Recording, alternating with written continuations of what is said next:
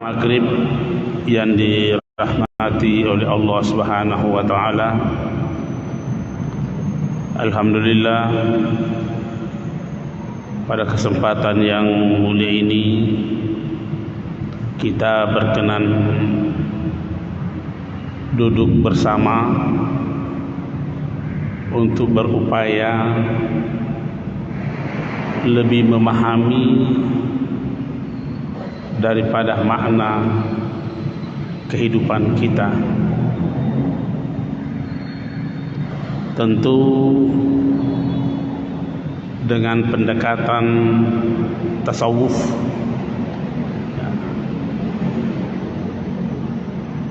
banyak orang berupaya memahami substansi kehidupan ini dengan berbagai macam pendekatan. Nah, di Masjid Raya ini kita ada pengajian tasawuf.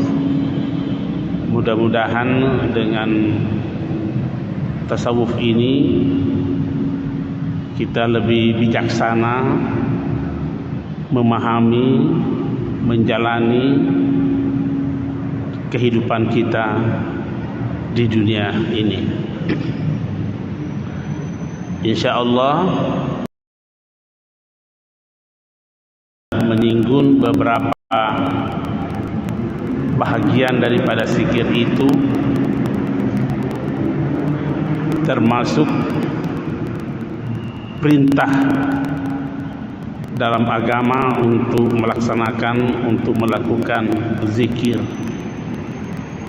baik itu di dalam Al-Quran maupun di dalam As-Sunnah. Bahkan kita telah menyinggung pendapat ulama-ulama kita tentang zikir itu.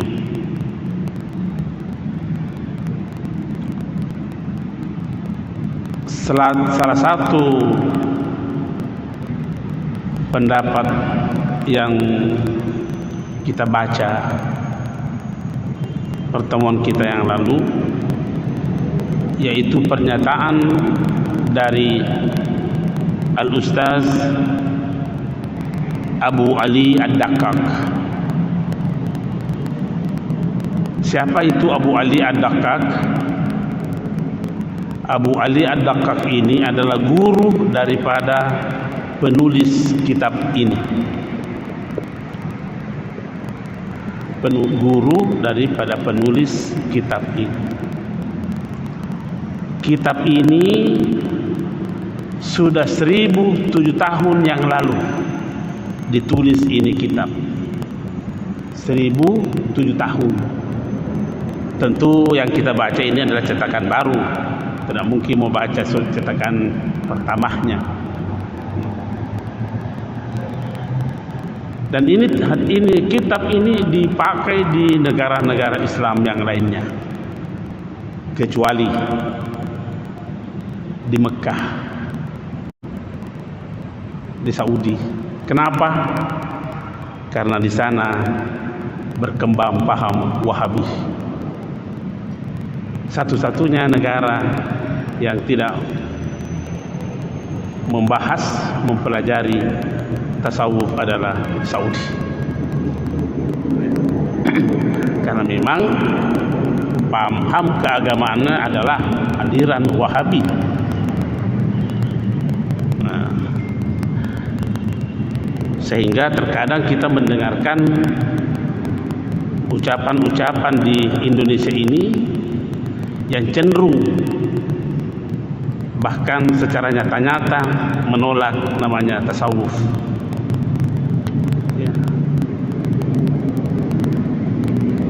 Dan tidak sedikit juga kita temukan salah memahami namanya zikir.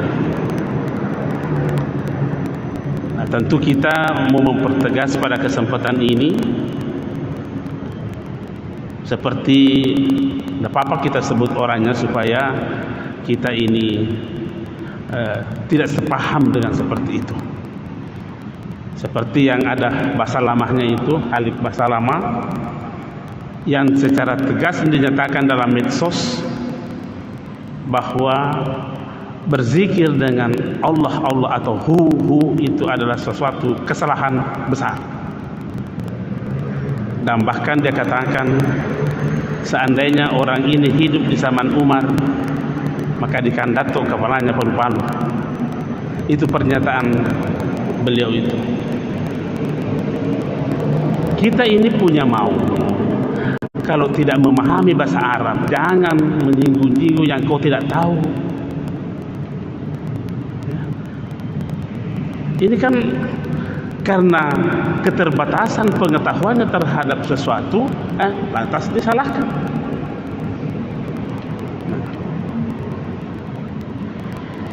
Memang disebutkan di dalam hadis ini bukan pernyataan ulama, bahwa la taqumus sa'atu ala ahadin yaqulu Allah. Tidak akan terjadi kiamat kepada seseorang, itu yaqul sifat daripada ahad.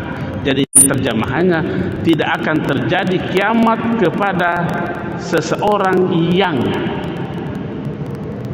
berzikir dengan lafaz Allah. Ini hadis. Itu hadis ini diriwayatkan oleh Imam Muslim di bab Al-Iman halaman 234, dan juga dikeluarkan oleh Ahmad bin Hanbal dalam kitabnya jilid 3 halaman 162. Jelas tegas itu. Siapa itu Imam Muslim? Imam Muslim itu adalah salah seorang penulis hadis yang dikategorikan Al-Kutubus Sittah, penulis 6 kitab hadis. Ahmad bin Hanbal siapa itu? Termasuk juga beliau tercatat sebagai penulis hadis dari 6 kitab itu. Apakah kita mau membantahnya ini?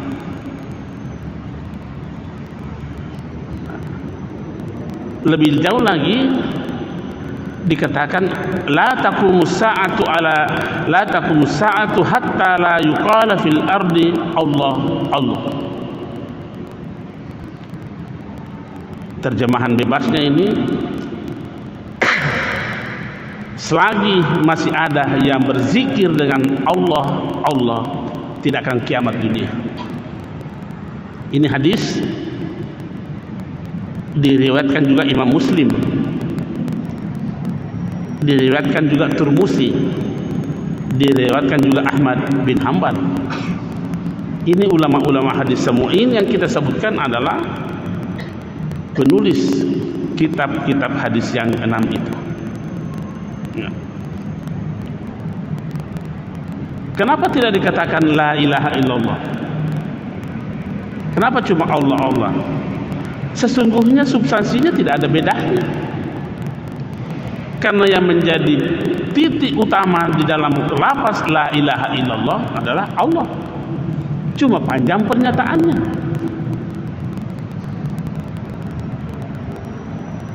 Dikasih pendek lagi kata illallah. Apa substansinya di situ? Ya tetap Allah.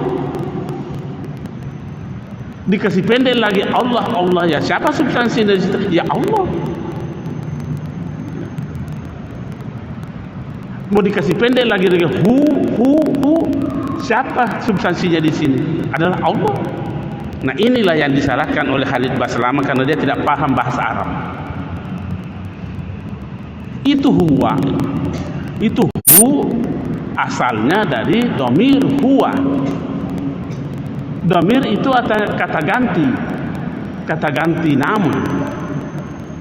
Jadi kalau dia, siapa yang dimasukkan dia di situ? Ya Allah. Itu terdiri dari 2 bunyi, hu dan wa. Hu itulah yang bermakna kata ganti, yang bermakna dia. Wawunya itu menunjukkan jenisnya. Ada kalau bahasa Arab ada namanya jenis muzakkar, ada namanya jenis muannas. Kata ganti yang lain hiya. Haknya itu kata ganti, yahnya itu menunjukkan jenis muannas. Yang mana kita ganti? Hum. Apa artinya hum? Mereka. Haknya itu yang kata ganti, dia. Mimnya itu adalah menunjukkan jamak. Huma. Tetap yang menjadi kata ganti adalah hu, berarti hu tidak boleh hilang. Karena itulah yang menjadi kata ganti. Tentang tambahan-tambahan morfin sesudah itu menunjukkan imma menunjukkan jumlah, imma menunjukkan jenis, dan imma menunjukkan muzakkar dan muannas. Jadi kalau ada orang yang mengaji saat membaca la ilaha illa huwa berhenti di situ, boleh saja dia tidak sebutkan waw. La ilaha illahu. Siapa yang salahkan ini? Tidak ada yang bisa menyalahkan ini. Kalau ada yang menyalahkan ini, artinya masih kurang ilmu tajwidnya. Jadi kalau ada yang menyalahkan zikir hu, itu artinya belum memahami apa itu dhamir dalam bahasa Arab. Jadi jangan kita terlalu gampang menyalahkan orang yang kita tidak tahu. Sampai mengatakan kalau orang yang berzikir seperti ini, saya dengar itu di YouTube itu. Orang yang berzikir seperti ini di zaman Umar dikandaton kepalanya palu-palu. Tapi kita kan bisa berkata juga, seandainya orang yang melarang ini hidup di zaman Umar, dia yang dikandaton kepalanya palu-palu. Karena ini berani melarang yang dia tidak tahu. Tidak apa-apa kita sampaikan seperti itu untuk menjaga umat. Ya, kasih alasan-alasan yang rasional. Ya. Nah, tadi kita katakan bahwa dan itu pertemuan kita lalu sudah kita memahami apa itu zikir. Sederhananya pengertian zikir itu adalah menjadikan Allah sebagai pusat kesadaran kita. Itu. Menjadikan Allah sebagai pusat kesadaran kita. Artinya apa? Harus selalu ada terjadi transformasi kesadaran. Transformasi kesadaran.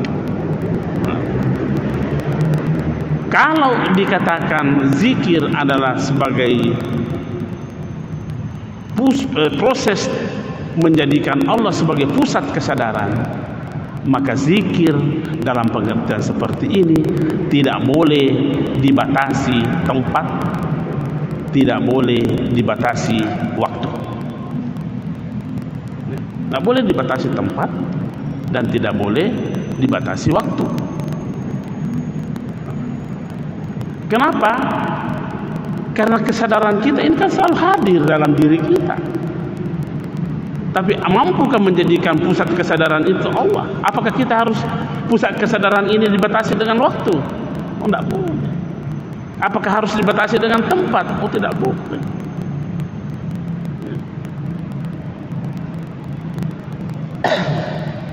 Kita memberi ilustrasi.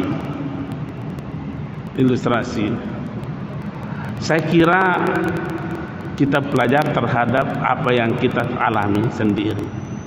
Kalau kita ke Mekah, sempat ke Raudah, kita tidak tahu kenapa menangis, tidak tahu apa penyebabnya. Ini tangis apa ini? Tangis apa itu ketika berada di Raudah mendekat dengan makam Rasulullah? Ada di Masjidil Haram, keluar tangis, kita tidak tahu tangis apa ini. Ya tentu adalah semangat ibadah di situ. Nah, ketika kita keluar dari Masjidil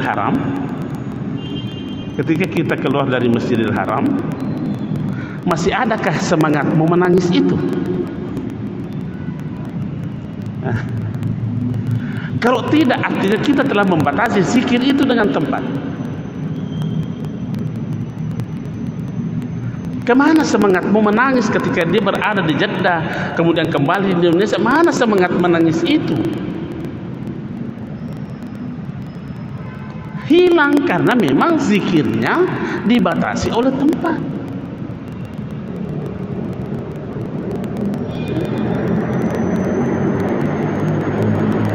Ketika ia berada di dalam masjid seperti ini, wah khusyuk. Setelah keluar dari masjid ini, mabung kilas sih. Ini namanya zikirnya itu dibatasi tempat.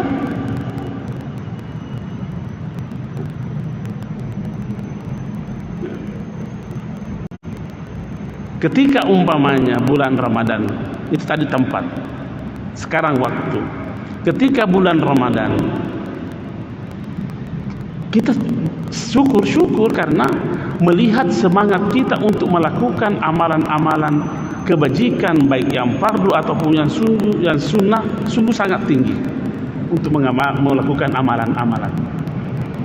Tentu itu didorong oleh pusat kesadaran kita, karena Allah kita jadikan sebagai pusat kesadaran. Konsentrasi kita penuh di situ. Tapi setelah berlalu bulan Ramadan, kemana semangat itu?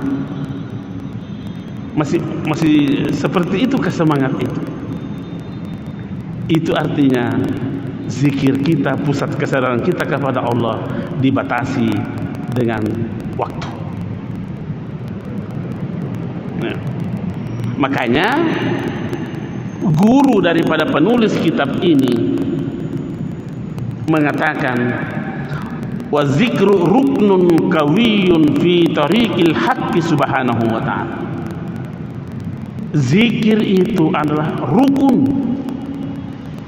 Apa namanya rukun? Rukun itu adalah tidak sah tanpa itu. Tidak sah tanpa itu. Kalau rukun, apa rukunnya meja ini? Kaki. Kalau tidak ada kakinya,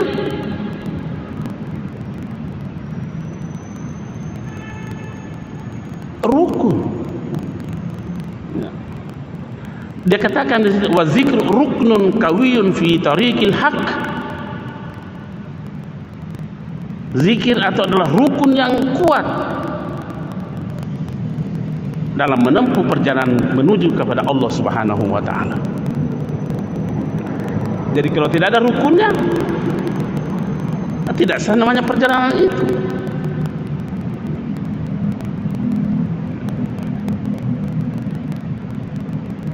Bahkan dia berkata di sini, bal huwa al-umdatu fi hadzal tariq. Bahkan dia dalam menjadi penopang utama, al-umdah, pegang tiang yang utama dalam perjalanan itu. Baru dia katakan, wala yasilu ahadun ilallahi illa bidawami zikr.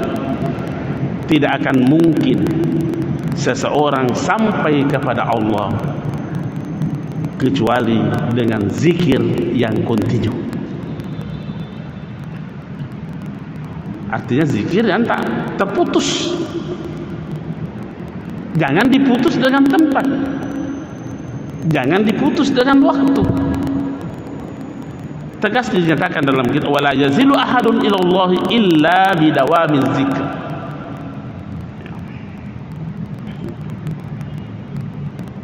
Nah, seperti itu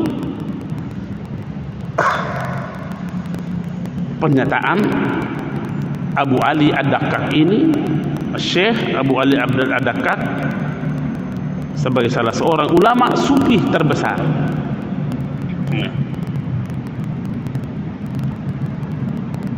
Nah sekarang ini bagaimana model sampai kepada Allah itu?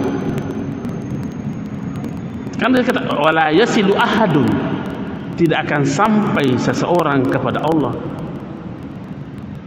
Jangan pernah kita membayangkan sampainya seseorang kepada Allah adalah sama dengan sampainya seseorang dalam perjalanannya tiba di masjid.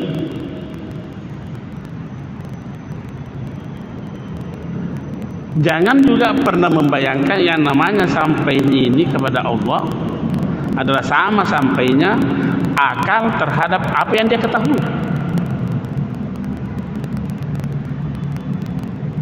Jangan juga pernah kita membayangkan sampainya kita kepada Allah sama sampainya perasaan kita kepada yang kita rasakan. Karena kalau seperti itu, apa bedanya kita dengan membuat Tuhan? Karena yang dibentuk oleh akal pikiran, yang dicapai oleh akal pikiran, yang dicapai oleh perasaan, yang dicapai oleh angan-angan adalah sesuatu.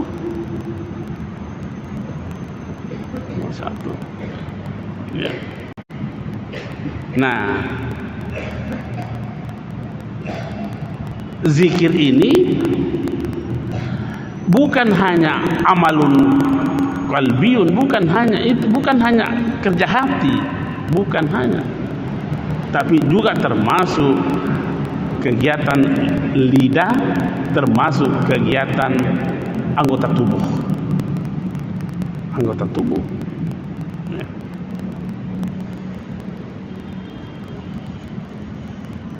Apa itu zikir? Tadi kita telah katakan, tetapi dalam kitab ini salah seorang ulama ditanya tentang zikir. Wa su'ila al-Wasiti an zikri. Seorang ulama namanya Al-Wasiti ditanya tentang zikir. Faqala, maka beliau mengatakan, al-khuruju min maidanil ghaflati ila qada'il musyahadah ala ghalbatil khawfi wa syiddatil hubbi lahu. Apa artinya itu? Al-khuruj min maidanil ghaflati, kita mampu melepaskan diri dari kelalaian. Kita mampu melepaskan diri dari kelalaian dalam penyaksian kita terhadap Allah Subhanahu wa taala.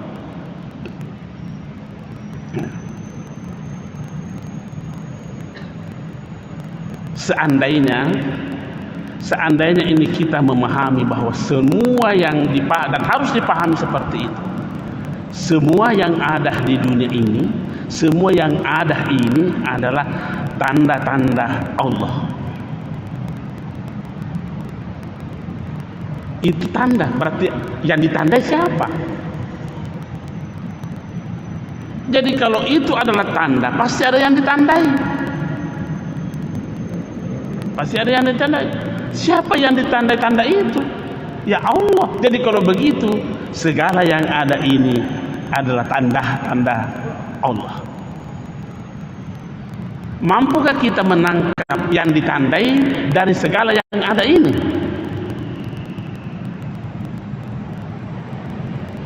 Ketika kita lalai menangkap yang ditandai dari tanda, nah itu kita berarti kita tidak keluar dari kelalaian terhadap apa yang kita saksikan.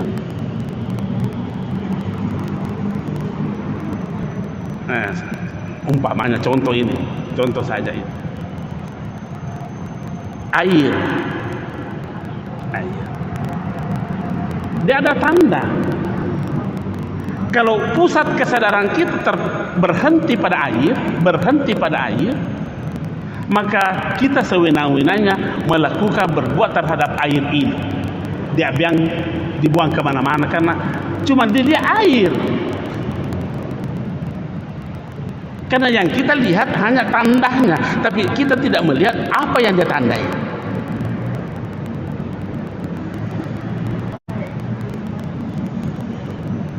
Ini tanda. Tapi kapan kita berhenti kesadaran kita ke air ini, maka seenaknya kita buang-buang itu air.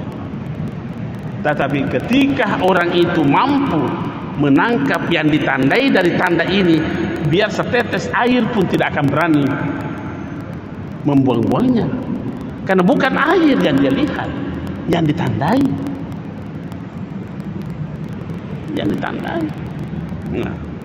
nah inilah yang dikatakan oleh Al-Wasiti ketika ditanya tentang zikir, al-khuruju min maidanil ghaflati,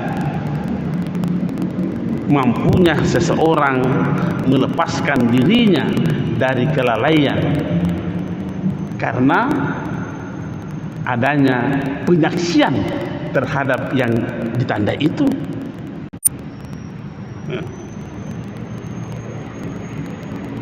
Nah, sejalan dengan itu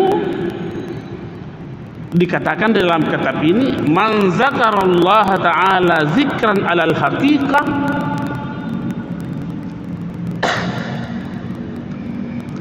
siapa yang berzikir kepada Allah dengan zikir yang sebenar-benarnya, seperti tadi yang kita sebutkan itu, nasya fi jambi zikrihi kulla syai'in, maka dia akan melupakan segala sesuatunya, melupakan segala sesuatunya. Bukan berarti hilang dari pemahaman kita terhadap sesuatu itu. Seperti ini, kembali lagi kita berikan contoh ini di air ini. Nasinya kita tidak berpikir terhadap air itu, sekalipun air itu di depan kita. Tapi yang menjadi pusat kesadaran kita adalah yang ditandai oleh air itu. Persis dengan malaikat dan iblis cara berpikir. Iblis tidak sujud ke Adam karena kesadarannya hanya terfokus kepada Adam,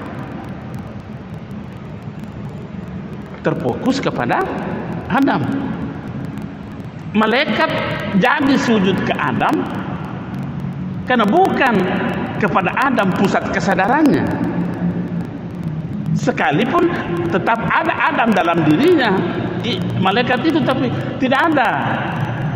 Ini namanya adah dalam tiadanya dan tiada dalam adahnya. Nah, ini orang yang tidak menekuni tasawuf kata ai mak bicara pero sia-sia no bid'ah sih ya.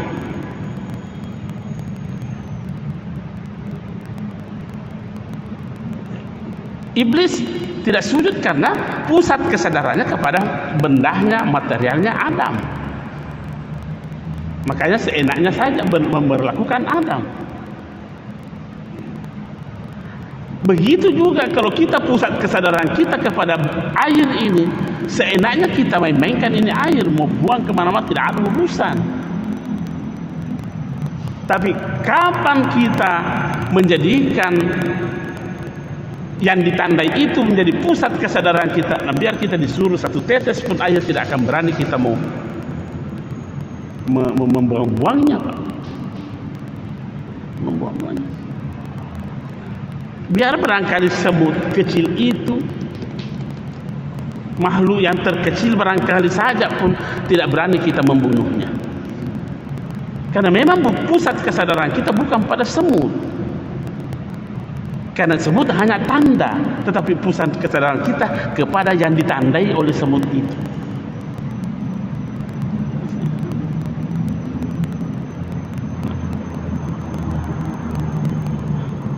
Jadi jangan semena-mena ada semut lewat, pecok si mati sih. Itulah salah satu sehingga kita disyariatkan mengucapkan Bismillahirrahmanirrahim ketika kita mau menghilangkan nyawanya makhluk-makhluk Allah. Binatang itu disembelih, Bismillahirrahmanirrahim. Kita minta izin kepada Allah, jangan berbuat seenaknya. Kan itu tanda semua itu. Akan Allah berfirman, inna fi khalqis samawati wal ardi wa ikhtilafil laili wan nahari bla bla bla bla la ayatin. Semua itu adalah tanda liqaumi yaqilun, bagi mereka yang mau menggunakan akalnya. Nah, inilah yang dikatakan man zakarallaha zikran alal haqiqah nasiya fi jambi zikrihi kulla syai'in. Lupa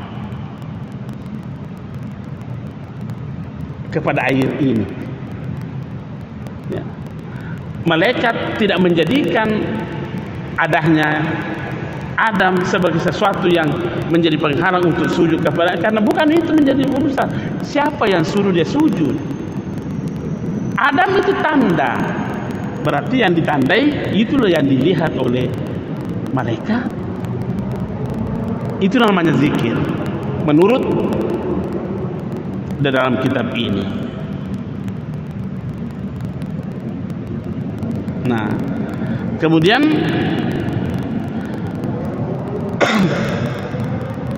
di dalam kitab ini disebutkan salah satu sabda Rasulullah sallallahu alaihi wasallam. Ini banyak sanad-sanadnya ini. Ya, banyak sanad-sanadnya ini supaya diyakini sepenuhnya bahwa ini bukan hadis yang dibikin-bikin oleh sembarang orang. Artinya bukan ini hadis lemah, bukan ini hadis palsu. Dipertegas mulai dari sini sampai berakhir pada An Jabir bin Abdullah. Siapa itu Jabir bin Abdullah? Sahabat Nabi. Apa katanya? Kharaja alaina Rasulullah sallallahu alaihi wasallam faqala. Suatu saat Rasulullah sallallahu alaihi wasallam keluar kepada sekelompok manusia. Pada manusia ini. Apa dia katakan? Ya ayuhan nas, wahai manusia semua,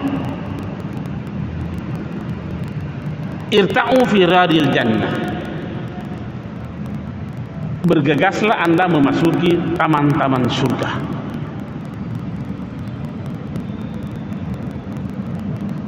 Fakulna, maka kami berkata, ya Rasulullah, ma riyadul jannah. Ya Rasulullah, apa itu taman surga? Qala, maka bersabdalah Rasulullah sallallahu alaihi wasallam, majalizuz zikr, majlis zikir. Apa namanya majlis? Berkumpulnya beberapa orang di dalam sebuah pertemuan untuk berzikir kepada Allah. Itu namanya majelis zikir. Apakah tidak cukup dalil ini yang membenarkan bahwa kita dibenarkan zikir berjamaah? Ya? Tidak cukupkah kita memahami bahwa ini dibenarkan dalam zikir berjamaah? Nah, ini anehnya lagi. Saya dengar di radio. Radionya itu adalah Ad-Dinun Nasiha. Dia katakan bahwa bid'ah yang pertama muncul adalah zikir berjamaah. La haula wala quwata illa billah. Coba buka radio itu Pak itu. Kita dengarkan itu kata-kata itu. Kenapa kita harus tegas juga ngomong begini? Karena ini tidak masuk di akal. Hanya bersandar kepada pernyataan, bukan pernyataan hadis yang dia pakai, tapi pernyataannya sahabat Ibnu Mas'ud. Dan tidak mungkin mau bertentangan pernyataan Nabi dengan pernyataan sahabat. Kalau begitu, perbaiki dulu pemahamanmu terhadap apa yang disebutkan oleh Ibnu Mas'ud. Jangan lantas dikatakan, jangan sepotong-potong membaca itu kita. Tegas itu di radio itu dikatakan Pak, bid'ah yang pertama muncul adalah zikir berjamaah. La haula wala. Apa tidak sama pekerjaannya Abu Jahal ini? Artinya kalau begitu kan melarang orang zikir berjamaah. Kalau dikatakan begitu, karena kita takut, dia kata berarti melarang. Apa yang dilakukan oleh Abu Jahal terhadap Rasulullah sallallahu alaihi wasallam? Dia larang Rasulullah salat di Masjidil Haram. Apa kata Abu Jahal? Kalau saya lihat ke Muhammad sembahyang lagi di Masjidil Haram, saya injak lehermu. Melarang kan? Jadi kalau begitu ada yang melarang yang apa yang dibenarkan oleh Rasulullah, apa namanya ini? Pemikiran Abu Jahal. Pemikiran Abu Jahal. Nah ini hadisnya. Apakah tidak cukup kita memahami hadis ini bahwa inilah hadis yang membenarkan adanya zikir berjamaah? Jabir bin Abdullah sahabat Nabi mengatakan, haraja alaina, Nabi pernah mendatangi kami dan berkata, ya ayuhan nas, wahai manusia semua, bergegaslah kamu masuk dalam Raudatul Jannah. Apa itu? Taman-taman surga. Sahabat pada bertanya, apa itu taman surga? Majlis. Bisakah dikatakan majlis kalau satu orang? Saya tanya dulu. Bisakah dikatakan itu majlis kalau hanya satu orang yang berzikir? Jadi bagaimana orang yang memahami? Jangan terlalu gampang. Jangan karena kita tidak memahaminya lantas kita menyalahkan. Akal kita belum sampai di situ.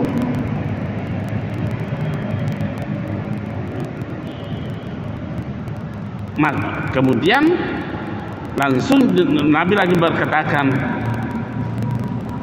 waruhu, datangilah majelis zikir itu.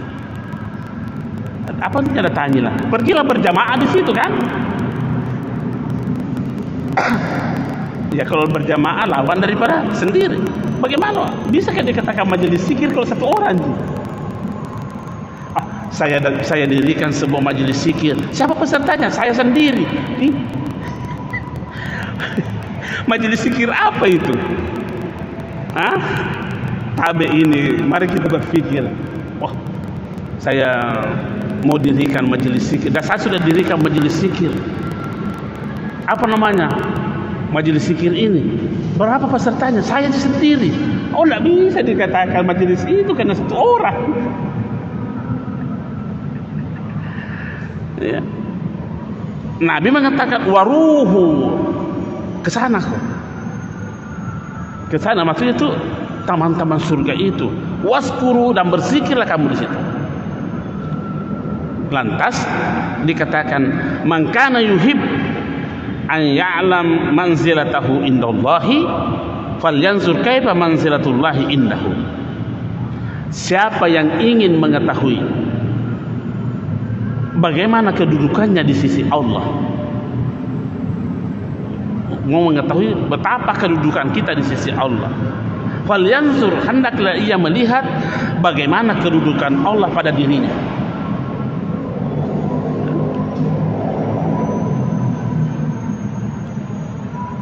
Saya ulangi ini. Nabi mengatakan, siapa yang ingin mengetahui bagaimana kedudukannya di sisi Tuhannya, di sisi Allah, maka hendaklah ia mengetahui bagaimana kedudukan Allah pada dirinya. Jadi kita sudah bisa ini menerka-nerka, oh saya seperti ini kedudukanku di sisi Allah.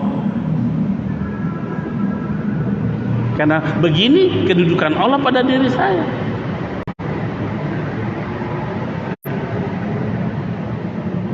Fa inna Allah subhanahu wa ta'ala yanzilul abda min haitsu ansalahu min nafsihi. Karena sesungguhnya Allah subhanahu wa ta'ala, katanya di sini yanzil, turun, tapi bukan turun seperti bersama dengan hambanya. Seperti halnya bagaimana hamba itu bersama dengan Tuhannya. Seperti apa kita memposisikan Tuhan, seperti itu juga posisi kita di Allah. Nah, lebih lanjut dikatakan wa min khasaiziz zikir, keistimewaan zikir itu adalah, karakteristik zikir ini adalah annahu ghairu muwakkatin. Zikir itu ghairu muwakkat, tidak boleh dibatasi dengan waktu. Tidak boleh. Jadi saya pernah berkhutbah menyatakan salah satu kegiatan manusia yang tidak boleh ada kata berhenti adalah zikir. Tidak boleh, karena dia menjadi rukun kehidupan. Tapi itu istilah saya, boleh salah, boleh benar. Ya. Kalau kita mengatakan tidak cocok pendapatmu rusak, tinggalkan saja, tidak apa-apa.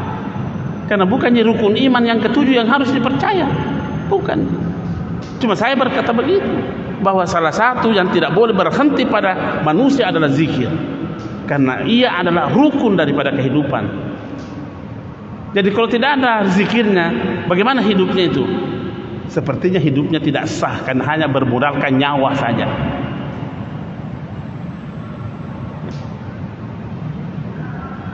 Hidup hanya modalnya nyawa, modalnya roh. Semua bisa seperti itu. Kafir juga bisa hidup, binatang juga bisa. Tapi itu pernyataan pribadi saya, boleh diikuti, boleh tidak. Jadi annahu ghairu muwaqqatin, zikir itu tidak terbatas dengan waktu. Bal ma min waqtin minal awqati illa wal abdu ma'murun bi zikrillah. Tidak ada apa istilahnya kalau jarak waktu yang sesederhana, tidak ada pun spasi waktu yang dilewati oleh manusia yang harus lepas daripada zikir. Tidak ada. Nah, zikir apa yang harus begini nih? Mau zikir qalbiyun tidak boleh berhenti, mau zikir qauliyun tidak boleh berhenti. Jangan dikira berzikir itu hanya menyebutkan Allah, Allah atau la ilaha illallah. Itu lafaznya zikir, lafaznya zikir. Ketika kita berbicara dan tetap menjadikan Allah sebagai pusat kesadaran kita dalam berbicara itu, maka itu zikir. Kan itu zikir. Jadi hati tidak boleh berhenti berzikir, pembicaraan tidak boleh berhenti berzikir, bergerak pun tidak boleh berhenti berzikir. Tidak boleh berhenti selama gerakan kita itu dimotivasi dengan sebuah kesadaran bahwa pusat kesadaran kita adalah Allah Subhanahu wa taala, maka gerakan itu adalah gerakan zikir. Zikir. Di sini ma min waqtin minal awqati illa wal abdu ma'murun bi zikrillah, imma fardan, boleh saja itu sudah difardukan, wa imma nadaban, boleh sunnah. Baru penulis kitab ini memberi satu contoh salat, tapi dilihat dari segi ini, dilihat dari segi gerakannya. Jangan, bukan dilihat dari rohnya, tapi dilihat dari gerakannya. Salat itu dengan yang dimulai dengan takbir, diakhiri dengan salam, itu ada waktunya. Ada waktunya. Ya, kan ada waktunya itu. Tapi zikir yang tadi kita sebut, oh tidak ada waktu, tidak ada waktunya. Ya. Puasa dilihat dari segi pelaksanaannya, yang menahan minum, makan dan segala yang membatalkannya, mulai dari terbitnya fajar sampai terbenamnya matahari, ada waktunya. Tapi zikir yang kita maksudkan tadi itu tidak boleh dibatasi dengan waktu. Maka katakan di sini, wa zikru bil qalbi mustadamun fi umumil halat.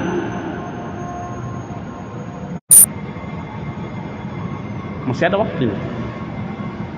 Oh ya. Nah, makanya penulis kitab ini menjadikan ayat ini sebagai dasar berfikirnya. Apa kata Allah? alladzina yazkurunallaha qiyaman wa qu'udan wa ala junubihim, dan seterusnya di surah Ali Imran itu. Di sini yang disebutkan adalah situasi atau kondisi seseorang dalam kehidupannya secara umum. Manusia itu kalau tidak duduk, kalau tidak berdiri ya duduk, kalau tidak duduk baring, itu secara umum itu. Ya. Secara umum kalau tidak baring, kalau tidak berdiri duduk. Ya. Mau tudah masulekah duduk ton namanya. Tudah matahiyya duduk ton namanya. Mau tudah mapasilojo duduk juga namanya. Mau duduk maceking duduk juga namanya. Ya. Cuma ini kondisi umum yang diterangkan. Berdiri, mau berdiri dengan miring berdiri juga namanya, mau berdiri dengan bungkuk berdiri juga namanya. Begitu juga baring, mau baring dengan apa selangga-langga aja, apa tetap saja namanya berbaring. Jadi kalau begitu, makanya kitab ini mengatakan tidak boleh dibatasi oleh waktu.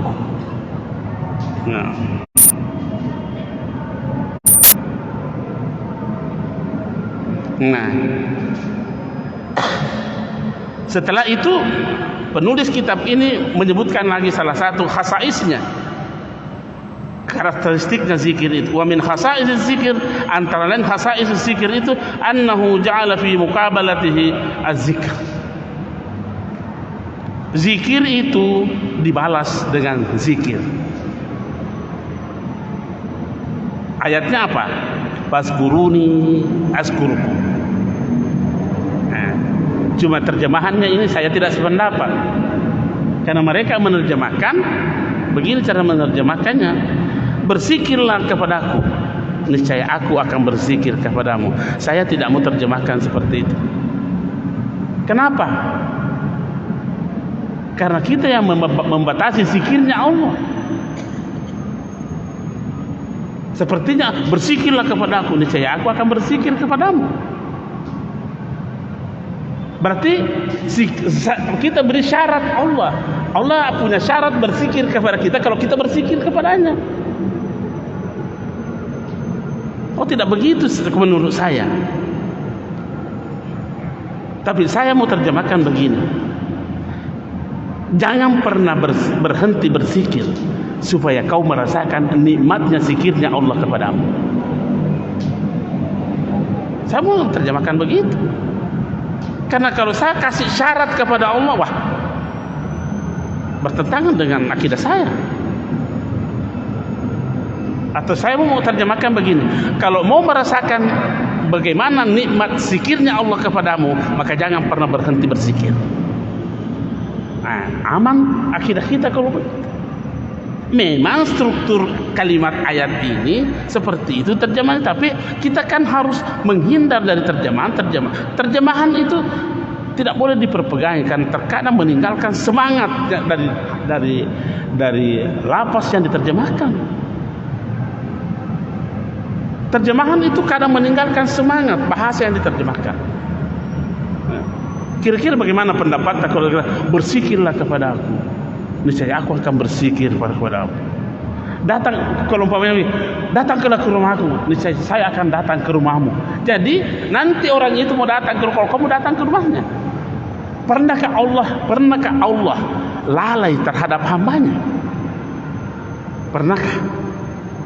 Tidak pernah. Oh, jadi kalau begitu jangan membuat kita lalai kepada Allah. Allah tidak pernah lalai. Jadi kita ini mau merasakan nikmatnya zikirnya Allah, maka jangan pernah berhenti berzikir. Sekian dan terima kasih. Wassalamualaikum warahmatullahi wabarakatuh. Ini masih panjang bab zikir ini. Maghrib yang dirahmati oleh Allah Subhanahu wa taala. Alhamdulillah, pada kesempatan yang mulia ini kita berkenan duduk bersama untuk berupaya lebih memahami daripada makna kehidupan kita. Tentu dengan pendekatan tasawuf,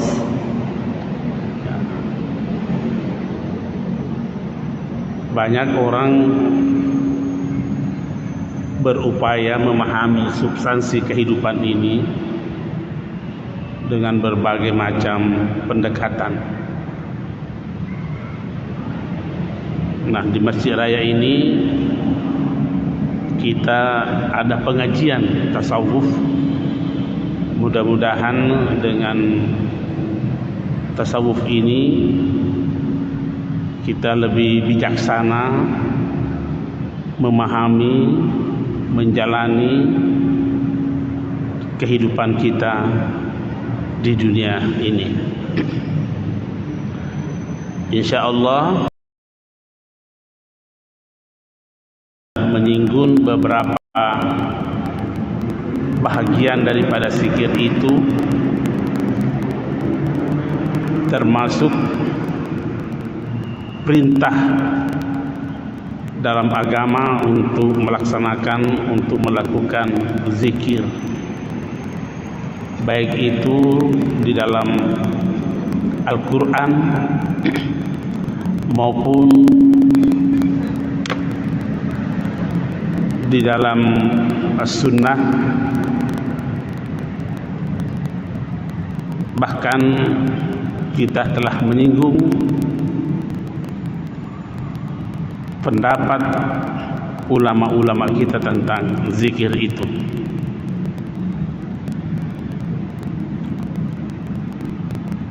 Salah satu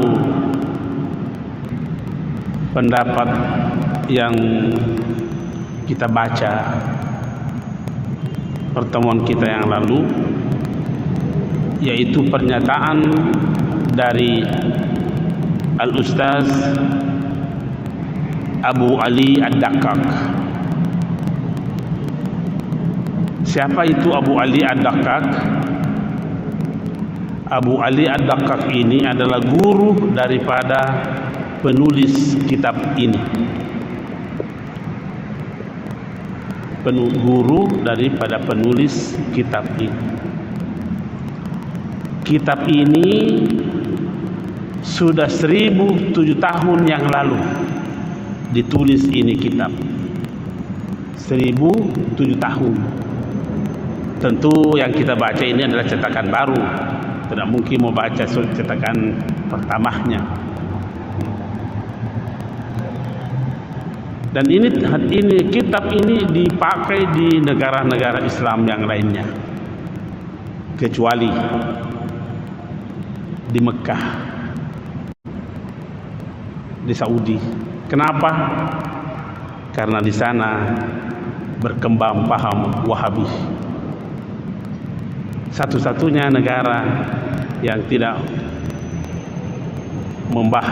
mempelajari tasawuf adalah Saudi. Karena memang paham keagamaannya adalah aliran Wahabi.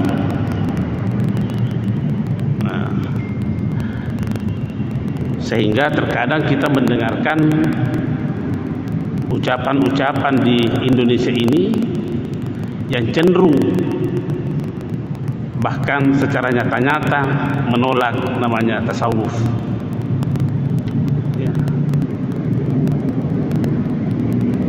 Dan tidak sedikit juga kita temukan salah memahami namanya zikir. Nah, tentu kita mau mempertegas pada kesempatan ini, seperti tidak apa-apa kita sebut orangnya supaya kita ini tidak sepaham dengan seperti itu.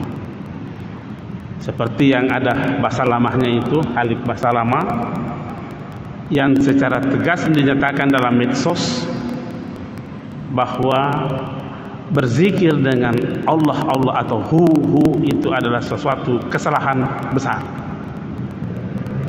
Dan bahkan dia katakan, seandainya orang ini hidup di zaman Umar, maka dikandato kepalanya palu-palu. Itu pernyataan beliau itu. Kita ini punya mau, kalau tidak memahami bahasa Arab, jangan menyinggung-nyinggung yang kau tidak tahu. Ini kan karena keterbatasan pengetahuannya terhadap sesuatu, lantas disalahkan.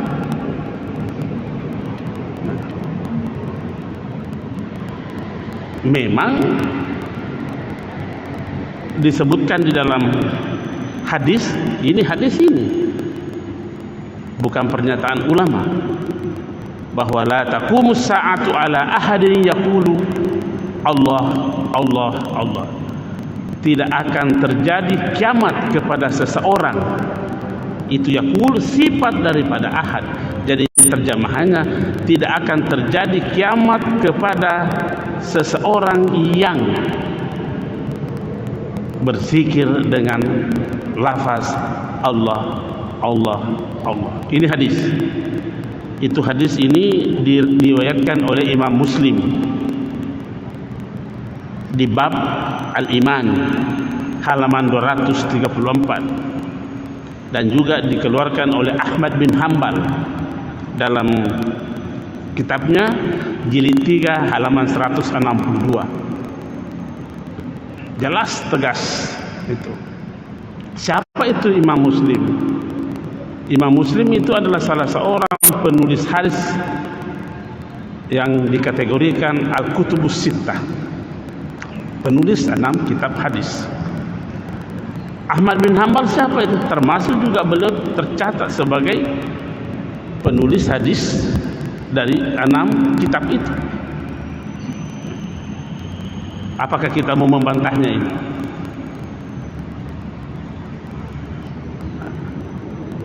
Lebih jauh lagi dikatakan la taqumus sa'atu hatta la yuqala fil ardi Allah Allah. Terjemahan bebasnya ini, selagi masih ada yang berzikir dengan Allah Allah, tidak akan kiamat dunia. Ini hadis diriwayatkan juga Imam Muslim, diriwayatkan juga Turmusi, diriwayatkan juga Ahmad bin Hanbal.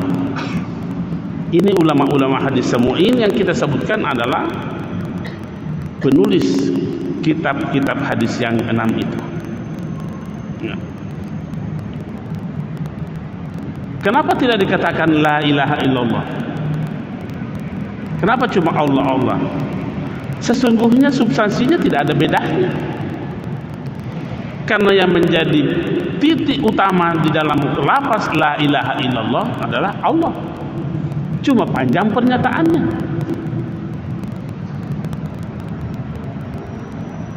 Dikasih pendek lagi kata illallah illallah.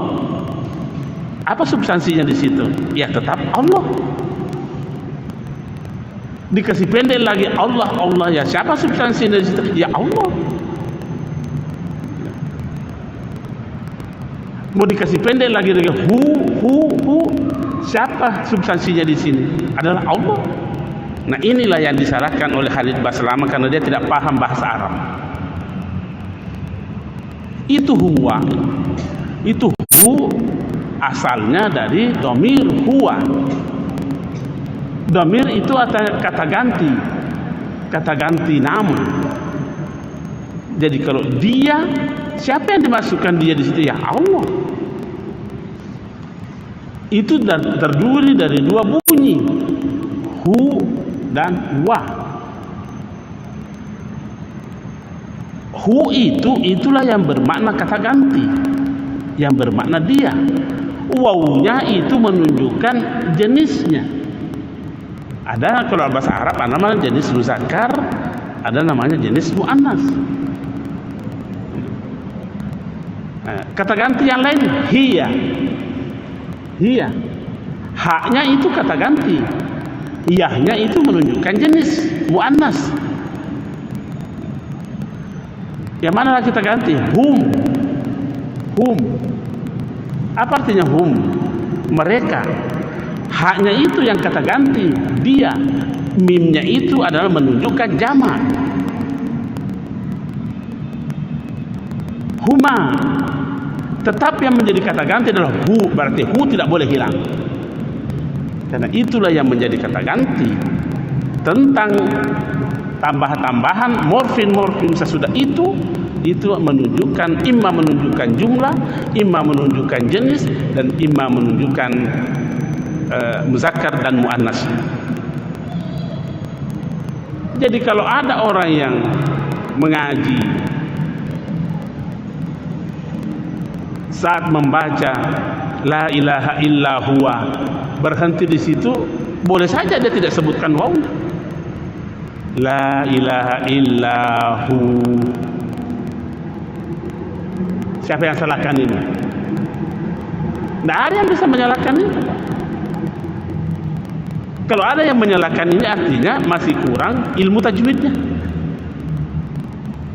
Jadi kalau ada yang menyalahkan zikir hu, itu artinya belum memahami apa itu dhamir dalam bahasa Arab. Jadi jangan kita terlalu gampang menyalahkan orang yang kita tidak tahu. Sampai mengatakan kalau orang yang berzikir seperti ini, saya dengar itu di YouTube itu. Orang yang berzikir seperti ini di zaman Umar dikandaton kepalanya palu-palu. Tapi kita kan bisa berkata juga, seandainya orang yang melarang ini hidup di zaman Umar, dia yang dikandaton kepalanya palu-palu. Karena ini berani melarang yang dia tidak tahu. Tidak apa-apa kita sampaikan seperti itu untuk menjaga umat. Ya. Kasih alasan-alasan yang rasional. Nah, tadi kita katakan bahwa dan itu pertemuan kita lalu sudah kita memahami apa itu zikir. Sederhananya pengertian zikir itu adalah menjadikan Allah sebagai pusat kesadaran kita. Menjadikan Allah sebagai pusat kesadaran kita. Artinya apa? Harus selalu ada terjadi transformasi kesadaran. Transformasi kesadaran. Kalau dikatakan zikir adalah sebagai proses menjadikan Allah sebagai pusat kesadaran, maka zikir dalam pengertian seperti ini tidak boleh dibatasi tempat, tidak boleh dibatasi waktu. Tidak boleh dibatasi tempat dan tidak boleh dibatasi waktu. Kenapa? Karena kesadaran kita ini kan selalu hadir dalam diri kita. Tapi mampukah menjadikan pusat kesadaran itu Allah? Apakah kita harus pusat kesadaran ini dibatasi dengan waktu? Oh, tidak boleh. Apakah harus dibatasi dengan tempat? Oh, tidak boleh.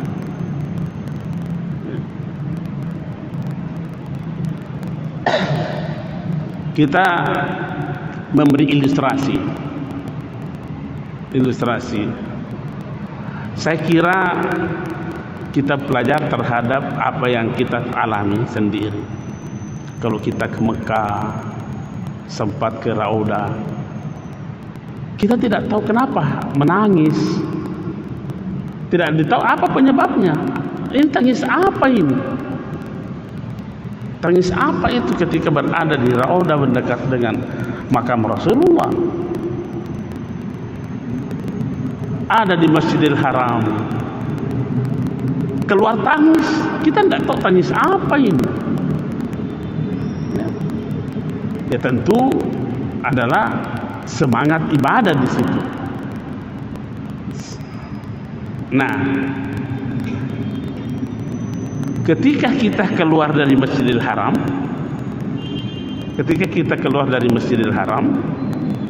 masih adakah semangat mau menangis itu? Kalau tidak, artinya kita telah membatasi zikir itu dengan tempat. Kemana semangatmu menangis ketika dia berada di Jeddah, kemudian kembali di Indonesia? Mana semangat menangis itu? Hilang karena memang zikirnya dibatasi oleh tempat.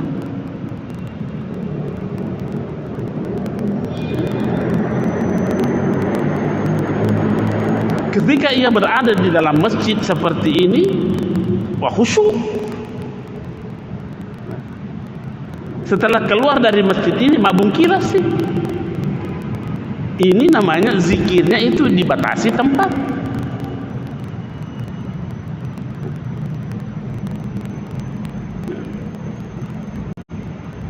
Ketika umpamanya bulan Ramadan, itu tadi tempat. Sekarang waktu. Ketika bulan Ramadan,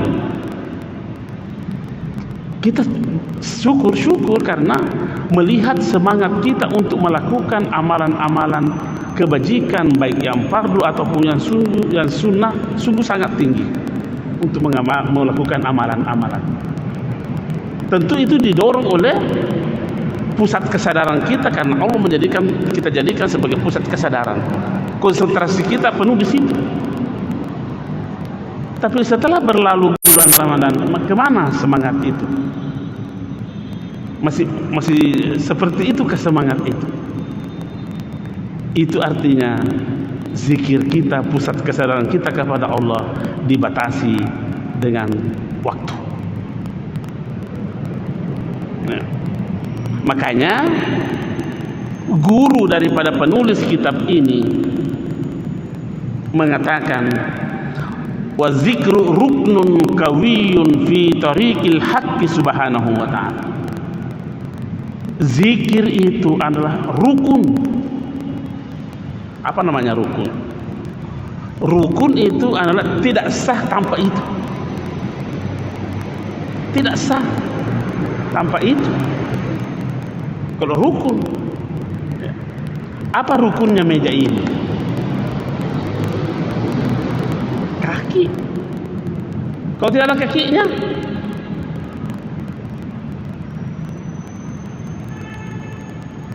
rukun. Dia katakan di situ, wa zikru ruknun kawiyun fi tariqil haqq. Zikir atau adalah rukun yang kuat dalam menempuh perjalanan menuju kepada Allah Subhanahu wa taala. Jadi kalau tidak ada rukunnya, tidak sah namanya perjalanan itu.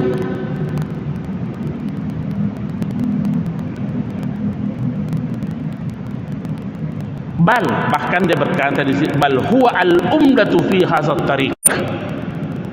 Bahkan dia adalah menjadi penopang utama, al-umdah,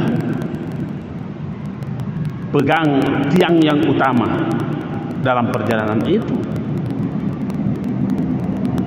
Baru dia katakan, wala yasilu ahadun ilallahi illa bidawamiz zikr.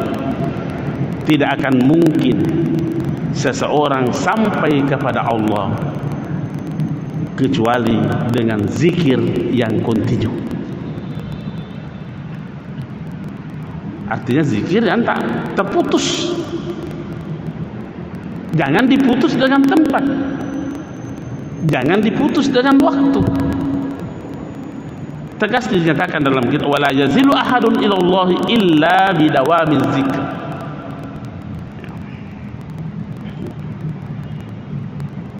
Nah, seperti itu pernyataan Abu Ali Ad-Daqqaq ini, Syekh Abu Ali Ad-Daqqaq, sebagai salah seorang ulama sufi terbesar.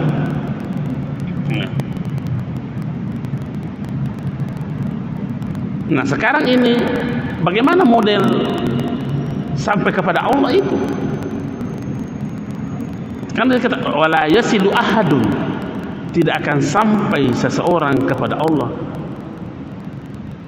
Jangan pernah kita membayangkan sampainya seseorang kepada Allah adalah sama dengan sampainya seseorang dalam perjalanannya tiba di masjid.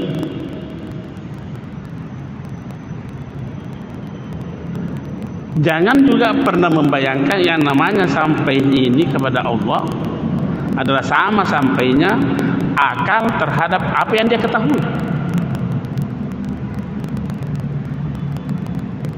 Jangan juga pernah kita membayangkan sampainya kita kepada Allah sama sampainya perasaan kita kepada yang kita rasakan. Karena kalau seperti itu, apa bedanya kita dengan membuat Tuhan? Karena yang dibentuk oleh akal pikiran, yang dicapai oleh akal pikiran, yang dicapai oleh perasaan, yang dicapai oleh angan-angan adalah sesuatu.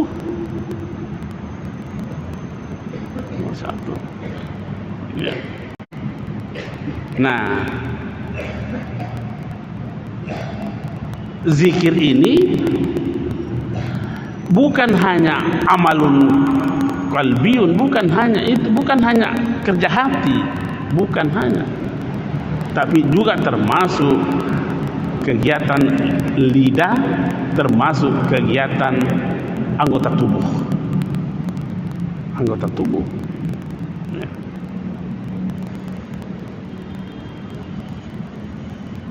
Apa itu zikir? Tadi kita telah katakan, tetapi dalam kitab ini salah seorang ulama ditanya tentang zikir. Wasu'ila al-Wasiti an zikri. Seorang ulama namanya al-Wasiti ditanya tentang zikir.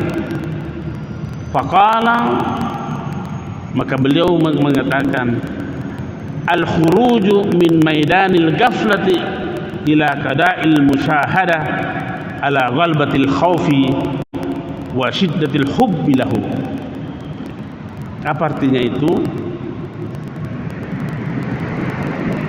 Al-khuruj min maidanil ghaflati, kita mampu melepaskan diri dari kelalaian. Kita mampu melepaskan diri dari kelalaian dalam penyaksian kita terhadap Allah Subhanahu wa taala.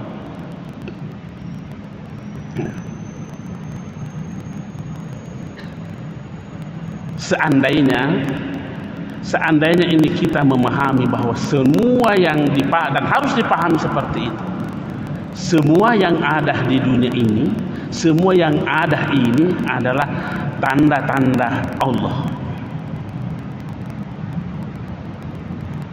Itu tanda, berarti yang ditandai siapa? Jadi kalau itu adalah tanda, pasti ada yang ditandai. Pasti ada yang ditandai. Siapa yang ditandai tanda itu? Ya Allah. Jadi kalau begitu, segala yang ada ini adalah tanda-tanda Allah. Mampukah kita menangkap yang ditandai dari segala yang ada ini? Ketika kita lalai menangkap yang ditandai dari tanda, nah itu kita berarti kita tidak keluar dari kelalaian terhadap apa yang kita saksikan. Nah, umpamanya contoh ini, contoh saja ini. Air. Dia ada tanda. Kalau pusat kesadaran kita berhenti pada air, maka kita sewenang-wenangnya melakukan berbuat terhadap air ini. Dia dibuang kemana-mana karena cuma dia air. Karena yang kita lihat hanya tandanya, tapi kita tidak melihat apa yang dia tandai.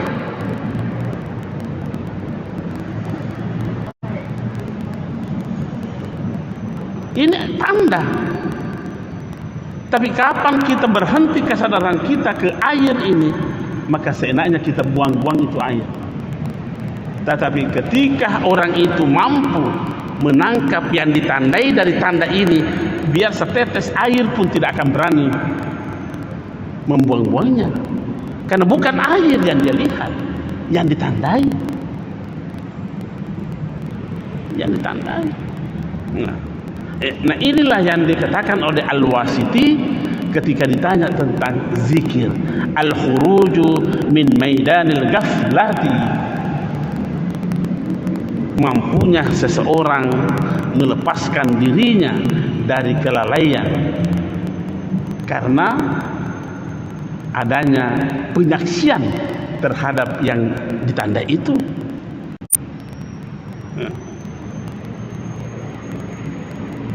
Nah, sejalan dengan itu dikatakan dalam kitab ini, man zakarallaha ta'ala zikran alal haqiqah,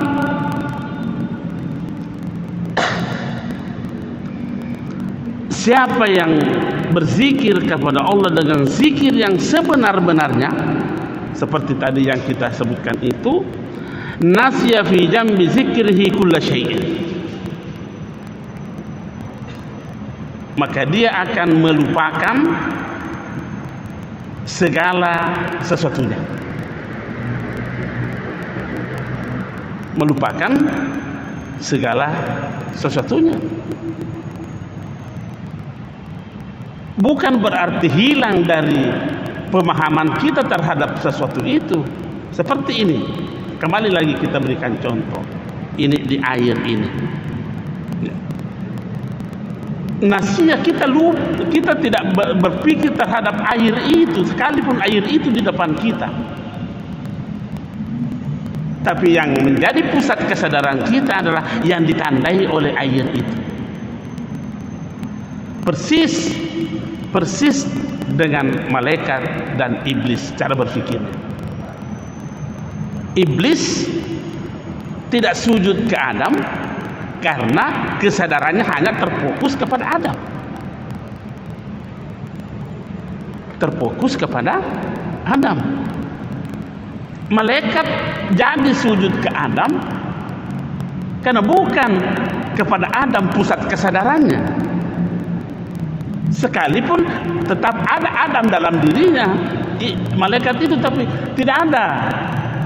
Ini namanya adah dalam tiadanya dan tiada dalam adahnya. Nah, ini orang yang tidak menekuni tasawuf kata ayah bicara pero sia-sia no bida asih ya.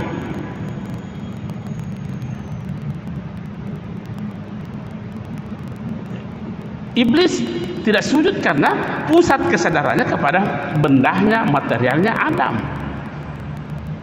Makanya seenaknya saja memperlakukan Adam.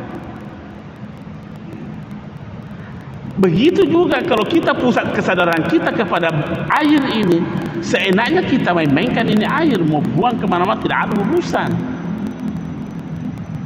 Tapi kapan kita menjadikan yang ditandai itu menjadi pusat kesadaran kita, nah biar kita disuruh satu tetes pun air tidak akan berani kita mau membuang-buangnya, Pak. Membuang-buangnya. Biar barangkali semut kecil itu, makhluk yang terkecil barangkali saja pun tidak berani kita membunuhnya. Karena memang pusat kesadaran kita bukan pada semut. Karena semut hanya tanda, tetapi pusat kesadaran kita kepada yang ditandai oleh semut itu.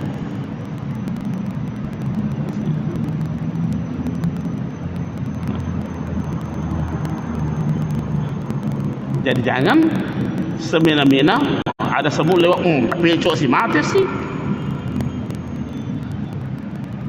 Itulah salah satu sehingga kita disyariatkan mengucapkan Bismillahirrahmanirrahim ketika kita mau menghilangkan nyawanya makhluk-makhluk Allah. Binatang itu disembelih, Bismillahirrahmanirrahim. Kita minta izin kepada Allah, jangan berbuat seenaknya.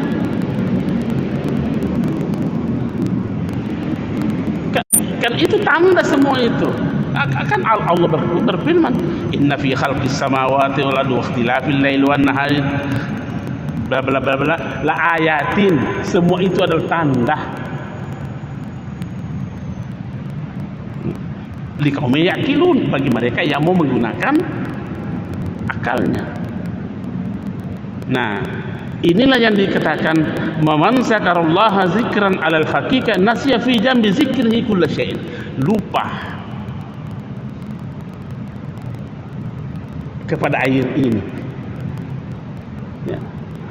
Malaikat tidak menjadikan adanya Adam sebagai sesuatu yang menjadi penghalang untuk sujud kepada, karena bukan itu menjadi urusan. Siapa yang suruh dia sujud? Adam itu tanda, berarti yang ditandai itulah yang dilihat oleh malaikat. Itu namanya zikir menurut di dalam kitab ini. Nah, kemudian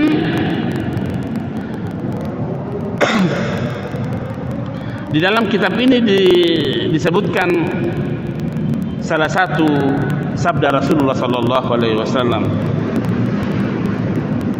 Ini banyak sanad-sanadnya ini. Ya, banyak sanad-sanadnya ini supaya diyakini sepenuhnya bahwa ini bukan hadis yang dibikin-bikin oleh sembarang orang. Artinya bukan ini hadis lemah, bukan ini hadis palsu. Dipertegas mulai dari sini sampai berakhir pada An Jabir bin Abdullah. Siapa itu Jabir bin Abdullah? Sahabat Nabi. Apa katanya? Kharaja alaina Rasulullah sallallahu alaihi wasallam faqala. Suatu saat Rasulullah sallallahu alaihi wasallam keluar kepada sekelompok manusia. Pada manusia ini. Apa dia katakan? Ya ayuhan nas, wahai manusia semua, irta'u fi radil jannah, bergegaslah anda memasuki taman-taman surga.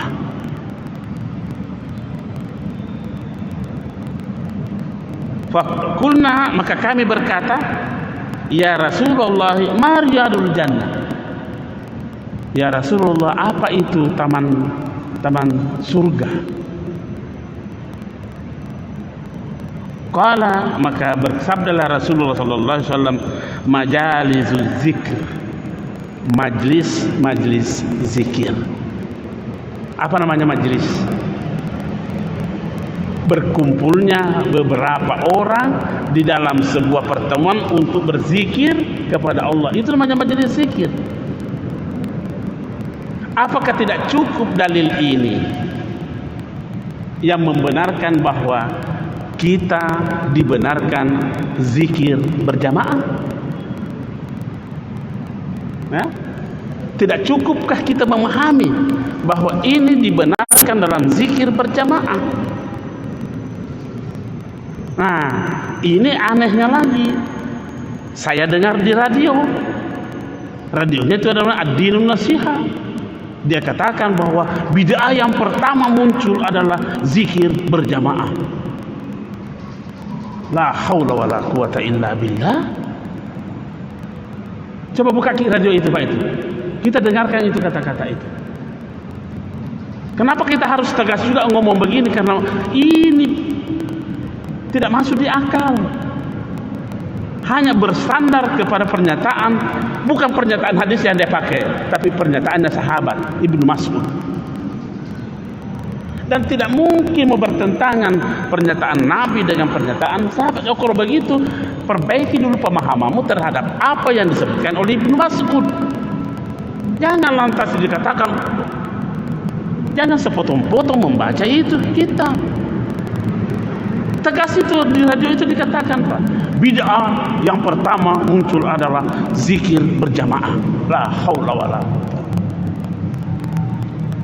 Apa tidak sama pekerjaannya Abu Jahal ini? Artinya kalau begitu kan melarang orang zikir berjamaah. Kalau dikatakan begitu, karena kita takut, dia katakan berarti melarang. Apa yang dilakukan oleh Abu Jahal terhadap Rasulullah sallallahu alaihi wasallam? Dia larang Rasulullah salat di Masjidil Haram. Apa kata Abu Jahal? Kalau saya lihat ke Muhammad sembahyang lagi di Masjidil Haram, saya injak lehermu. Melarang kan? Jadi kalau begitu ada yang melarang yang seperti apa yang dibenarkan oleh Rasulullah, apa namanya ini? Pemikiran Abu Jahal. Pemikiran Abu Jahal. Nah ini hadisnya. Apakah tidak cukup kita memahami hadis ini, bahwa inilah hadis yang membenarkan adanya zikir berjamaah? Jabir bin Abdullah sahabat Nabi mengatakan, haraja alaina, Nabi pernah mendatangi kami dan berkata, ya ayuhan nas, wahai manusia semua, bergegaslah kamu masuk dalam Raudatul Jannah. Apa itu? Taman-taman surga. Sahabat bertanya, apa itu taman surga? Majlis. Bisakah dikatakan majlis kalau satu orang? Saya tanya dulu. Bisakah dikatakan itu majlis kalau hanya satu orang yang berzikir? Jadi bagaimana orang yang memahami?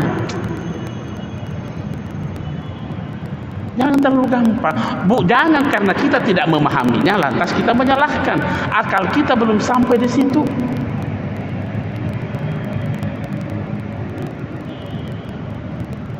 Nah, kemudian langsung Nabi lagi berkatakan,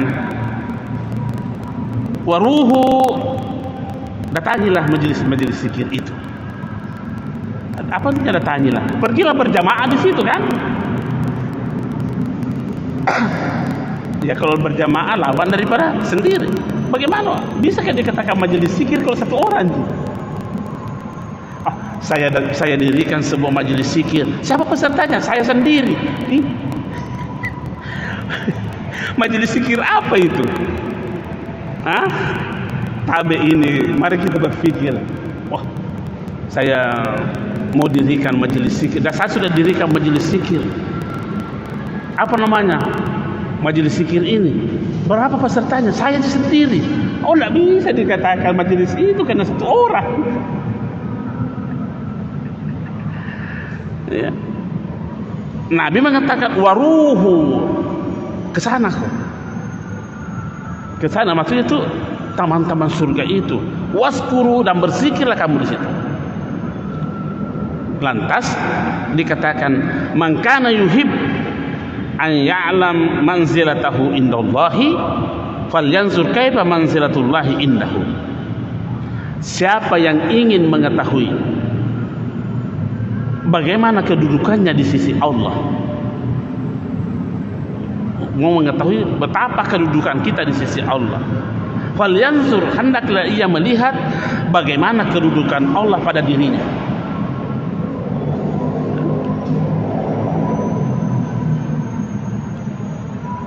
Saya ulangi, Nabi mengatakan siapa yang ingin mengetahui bagaimana kedudukannya di sisi Tuhannya, di sisi Allah, maka hendaklah ia mengetahui bagaimana kedudukan Allah pada dirinya. Jadi kita sudah bisa ini menerka-nerka, oh saya seperti ini kedudukanku di sisi Allah,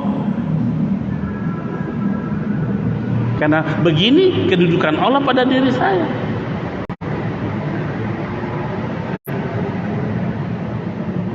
Fa inna Allah subhanahu wa ta'ala yanzilul abda min haitsu ansalahu min nafsihi. Karena sesungguhnya Allah subhanahu wa ta'ala, katanya di sini yanzil, turun, tapi itu bukan turun seperti bersama dengan hambanya, seperti halnya bagaimana hamba itu bersama dengan Tuhannya. Seperti apa kita memposisikan Tuhan, seperti itu juga posisi kita di Allah. Nah, lebih lanjut dikatakan wa min khasaiziz zikir, keistimewaan zikir itu adalah, karakteristik zikir ini adalah annahu ghairu muwakkatin. Zikir itu ghairu muwakkat, tidak boleh dibatasi dengan waktu, tidak boleh. Jadi saya pernah berkhutbah menyatakan salah satu kegiatan manusia yang tidak boleh ada kata berhenti adalah zikir. Tidak boleh. karena dia menjadi rukun kehidupan. Tapi itu istilah saya, boleh salah, boleh benar. Ya. Kalau kita mengatakan tidak cocok pendapatmu rusak, tinggalkan saja, tidak apa-apa. Karena bukannya rukun iman yang ketujuh yang harus dipercaya, bukan. Cuma saya berkata begitu, bahwa salah satu yang tidak boleh berhenti pada manusia adalah zikir, karena ia adalah rukun daripada kehidupan. Jadi kalau tidak ada zikirnya, bagaimana hidupnya itu? Sepertinya hidupnya tidak sah, karena hanya bermodalkan nyawa saja.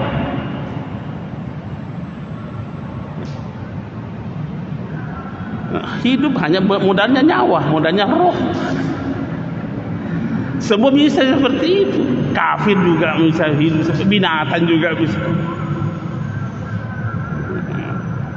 Tapi itu pernyataan pribadi saya, boleh diikuti, boleh tidak. Jadi annahu ghairu muwaqqatin, zikir itu tidak terbatas dengan waktu. Bal ma min waqtin min al-awqati illa wal 'abdu ma'murun bi zikrillah. Tidak ada apa istilahnya kalau jarak waktu yang sesederhana, tidak ada pun spasi waktu yang dilewati oleh manusia yang harus lepas daripada zikir. Tidak ada. Nah, zikir apa yang harus begini nih? Mau zikir qalbiyun tidak boleh berhenti, mau zikir qauliyun tidak boleh berhenti. Jangan dikira berzikir itu hanya menyebutkan Allah, Allah atau la ilaha illallah, itu lafaznya zikir. Lafaznya zikir.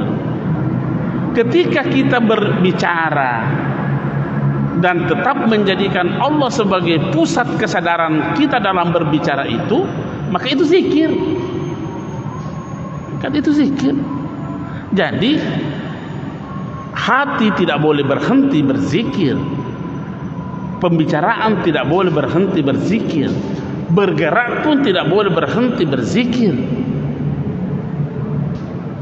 Tidak boleh berhenti selama gerakan kita itu dimotivasi dengan sebuah kesadaran bahwa pusat kesadaran kita adalah Allah Subhanahu wa taala, maka gerakan itu adalah gerakan zikir. Zikir.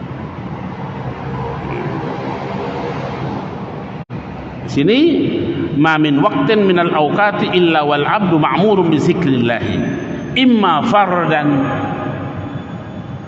boleh saja itu sudah difardukan, wa imma nadaban, boleh sunnah. Baru penulis kitab ini memberi satu contoh salat, tapi dilihat dari segi ini, dilihat dari segi gerakannya. Jangan, bukan dilihat dari rohnya, tapi dilihat dari gerakannya.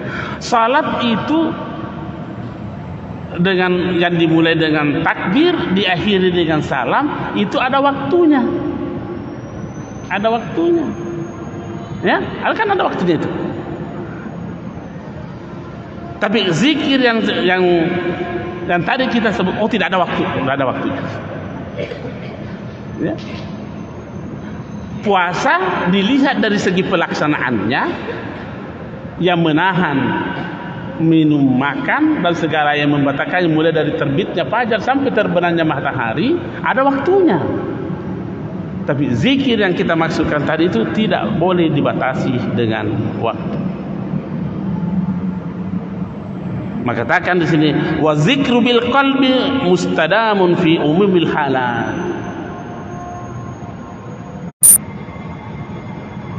Masih ada waktu ini. Oh ya. Nah, makanya penulis kitab ini menjadikan ayat ini sebagai dasar berfikirnya. Apa kata Allah?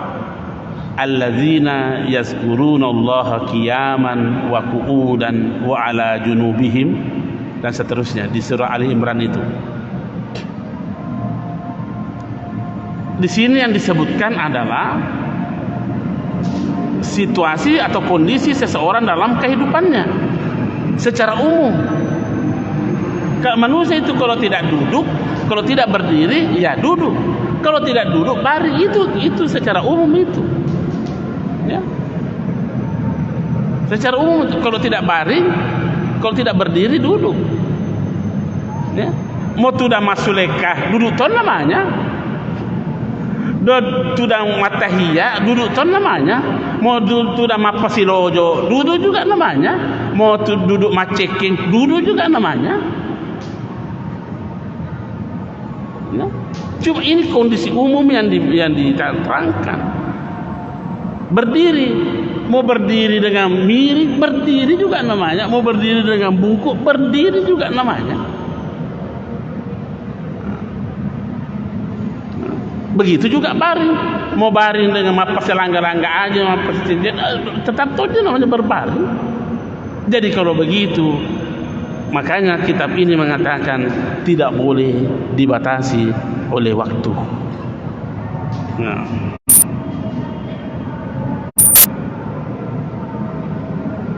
Nah, setelah itu penulis kitab ini menyebutkan lagi salah satu khasaisnya, karakteristiknya zikir itu. Wa min khasais zikir, antara lain khasais zikir itu annahu ja'ala fi muqabalatihi az-zikr. Zikir itu dibalas dengan zikir. Ayatnya apa? Fazkuruni azkurkum. Nah, cuma terjemahannya ini saya tidak sependapat. Karena mereka menerjemahkan begini, cara menerjemahkannya, berzikirlah kepadaku, niscaya aku akan berzikir kepadamu. Saya tidak mau terjemahkan seperti itu. Kenapa? Karena kita yang membatasi zikirnya Allah. Sepertinya berzikirlah kepadaku, niscaya aku akan berzikir kepadamu. Berarti kita beri syarat Allah. Allah punya syarat berzikir kepada kita kalau kita berzikir kepadanya. Oh, tidak begitu menurut saya.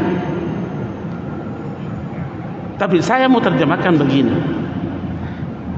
Jangan pernah berhenti berzikir supaya kau merasakan nikmatnya zikirnya Allah kepadamu. Saya mau terjemahkan begitu. Karena kalau saya kasih syarat kepada Allah, wah, bertentangan dengan akidah saya. Atau saya mau terjemahkan begini, kalau mau merasakan bagaimana nikmat zikirnya Allah kepadamu, maka jangan pernah berhenti berzikir. Nah, aman akidah kita kalau begitu. Memang struktur kalimat ayat ini seperti itu terjemahan, tapi kita kan harus menghindar dari terjemahan. Terjemahan itu tidak boleh diperpegangi, karena terkadang meninggalkan semangat dari lafaz yang diterjemahkan.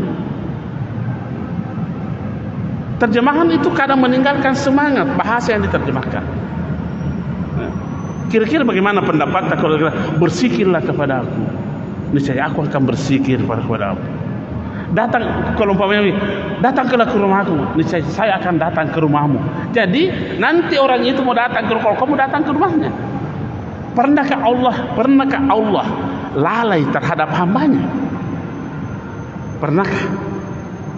Tidak pernah. Oh, jadi kalau begitu jangan membuat kita lalai kepada Allah. Allah tidak pernah lalai.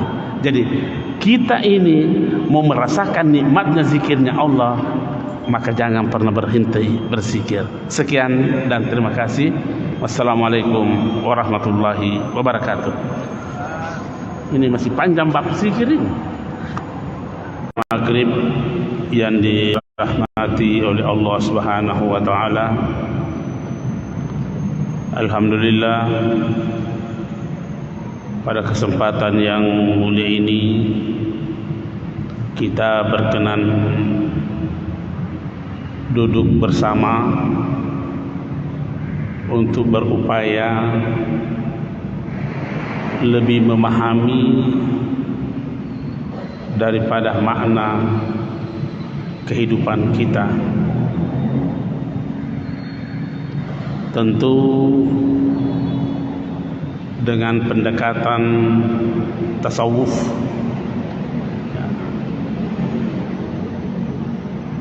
Banyak orang berupaya memahami substansi kehidupan ini dengan berbagai macam pendekatan. Nah, di Masjid Raya ini kita ada pengajian tasawuf. Mudah-mudahan dengan tasawuf ini kita lebih bijaksana memahami, menjalani kehidupan kita di dunia ini. Insyaallah menyinggung beberapa bahagian daripada zikir itu, termasuk perintah dalam agama untuk melakukan zikir, baik itu di dalam Al-Quran maupun di dalam As-Sunnah. Bahkan kita telah menyinggung pendapat ulama-ulama kita tentang zikir itu.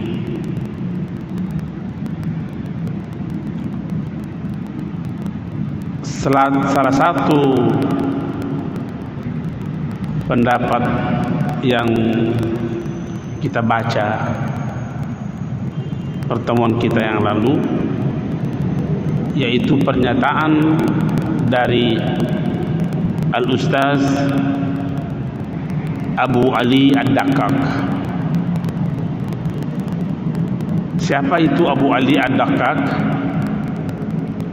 Abu Ali Ad-Daqqaq ini adalah guru daripada penulis kitab ini.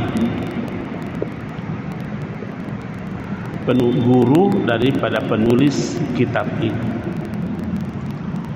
Kitab ini sudah 1007 tahun yang lalu ditulis. Ini kitab 1007 tahun. Tentu yang kita baca ini adalah cetakan baru, tidak mungkin mau baca cetakan pertamanya. Dan ini kitab ini dipakai di negara-negara Islam yang lainnya, kecuali di Mekah, di Saudi. Kenapa? Karena di sana berkembang paham Wahabi. Satu-satunya negara yang tidak membahas, mempelajari tasawuf adalah Saudi. Karena memang paham keagamaannya adalah aliran Wahabi.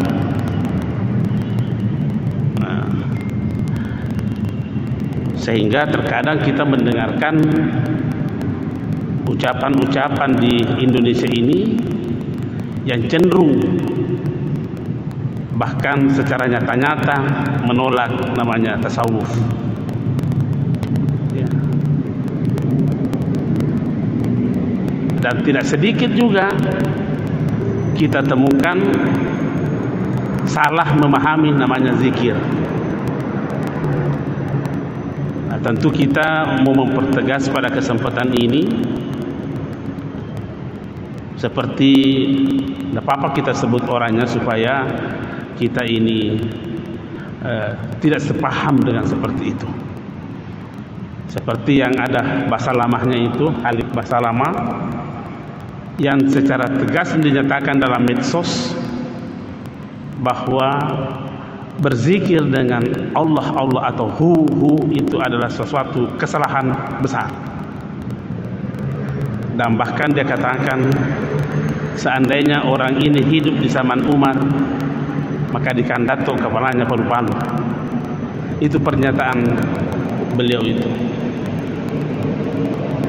Kita ini punya mau, kalau tidak memahami bahasa Arab, jangan menyinggung-nyinggung yang kau tidak tahu.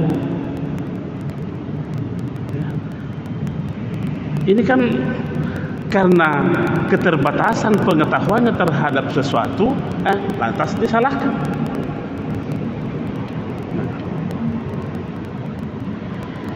Memang disebutkan di dalam hadis ini, bukan pernyataan ulama, bahwa la taqumus sa'atu ala ahadin yaqulu Allah Allah Allah. Tidak akan terjadi kiamat kepada seseorang, itu yaqul sifat daripada ahad. Jadi terjemahannya, tidak akan terjadi kiamat kepada seseorang yang berzikir dengan lafaz Allah Allah Allah. Ini hadis. Itu hadis ini diriwayatkan oleh Imam Muslim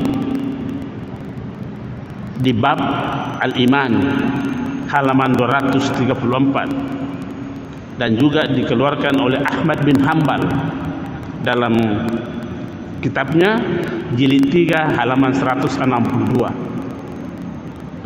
Jelas tegas itu. Siapa itu Imam Muslim? Imam Muslim itu adalah salah seorang penulis hadis yang dikategorikan Al-Kutubus Sittah, penulis 6 kitab hadis. Ahmad bin Hanbal siapa itu? Termasuk juga beliau tercatat sebagai penulis hadis dari 6 kitab itu. Apakah kita mau membantahnya ini?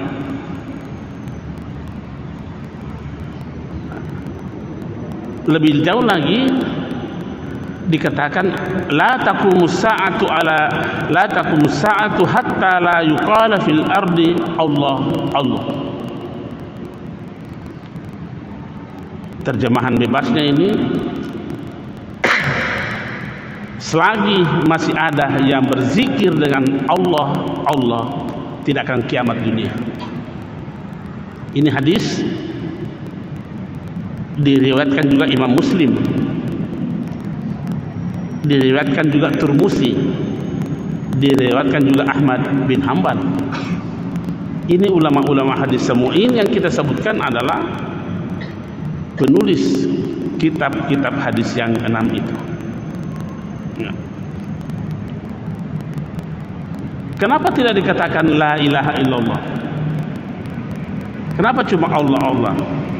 Sesungguhnya substansinya tidak ada bedanya. Karena yang menjadi titik utama di dalam lafaz la ilaha illallah adalah Allah. Cuma panjang pernyataannya. Dikasih pendek lagi kata illallah illallah. Apa substansinya di situ? Ya tetap Allah. Dikasih pendek lagi Allah Allah, ya siapa substansinya di situ? Ya Allah. Mau dikasih pendek lagi dengan hu, siapa substansinya di sini? Adalah Allah. Nah inilah yang disalahkan oleh Khalid Baslama karena dia tidak paham bahasa Arab. Itu huwa, itu hu asalnya dari domir huwa. Domir itu kata ganti nama. Jadi kalau dia, siapa yang dimasukkan dia di situ? Ya Allah. Itu terdiri dari 2 bunyi, hu dan wa. Hu itulah yang bermakna kata ganti, yang bermakna dia. Wawunya itu menunjukkan jenisnya. Ada kalau bahasa Arab ada namanya jenis muzakkar, ada namanya jenis muannas. Kata ganti yang lain hiya. Haknya itu kata ganti, yahnya itu menunjukkan jenis muannas. Yang mana lagi kita ganti? Hum. Apa artinya hum? Mereka. Haknya itu yang kata ganti, dia. Mimnya itu adalah menunjukkan jamak. huma, tetap yang menjadi kata ganti adalah hu, berarti hu tidak boleh hilang, karena itulah yang menjadi kata ganti. Tentang tambahan-tambahan morfin sesudah itu menunjukkan, imma menunjukkan jumlah, imma menunjukkan jenis, dan imma menunjukkan muzakkar dan muannas. Jadi kalau ada orang yang mengaji saat membaca la ilaha illa huwa berhenti di situ, boleh saja dia tidak sebutkan waw. La ilaha illahu. Siapa yang salahkan ini? Tidak ada yang bisa menyalahkan itu. Kalau ada yang menyalahkan ini, artinya masih kurang ilmu tajwidnya. Jadi kalau ada yang menyalahkan zikir hu, itu artinya belum memahami apa itu dhamir dalam bahasa Arab. Jadi jangan kita terlalu gampang menyalahkan orang yang kita tidak tahu, sampai mengatakan kalau orang yang berzikir seperti ini, saya dengar itu di YouTube itu, orang yang berzikir seperti ini di zaman Umar dikandaton kepalanya palu-palu. Tapi kita kan bisa berkata juga, seandainya orang yang melarang ini hidup di zaman Umar, dia yang dikandaton kepalanya palu-palu, karena ini berani melarang yang dia tidak tahu. Tidak apa-apa kita sampaikan seperti itu untuk menjaga umat, ya. Kasih alasan-alasan yang rasional. Nah, tadi kita katakan bahwa dan itu pertemuan kita lalu sudah kita memahami apa itu zikir. Sederhananya pengertian zikir itu adalah menjadikan Allah sebagai pusat kesadaran kita. Menjadikan Allah sebagai pusat kesadaran kita. Artinya apa? Harus selalu ada terjadi transformasi kesadaran. Transformasi kesadaran. Kalau dikatakan zikir adalah sebagai proses menjadikan Allah sebagai pusat kesadaran, maka zikir dalam pengertian seperti ini tidak boleh dibatasi tempat, tidak boleh dibatasi waktu. Tidak boleh dibatasi tempat dan tidak boleh dibatasi waktu. Kenapa? Karena kesadaran kita ini kan selalu hadir dalam diri kita. Tapi mampukah menjadikan pusat kesadaran itu Allah? Apakah kita harus pusat kesadaran ini dibatasi dengan waktu? Oh, tidak boleh. Apakah harus dibatasi dengan tempat? Oh, tidak boleh.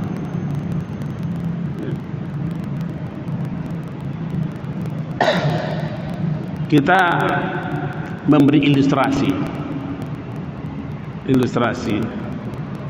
Saya kira kita belajar terhadap apa yang kita alami sendiri.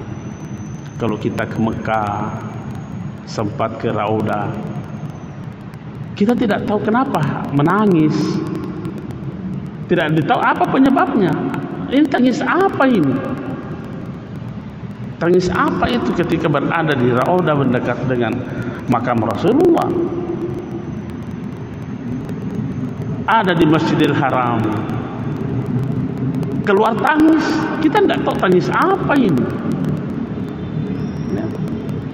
Ya tentu adalah semangat ibadah di situ. Nah, ketika kita keluar dari Masjidil Haram,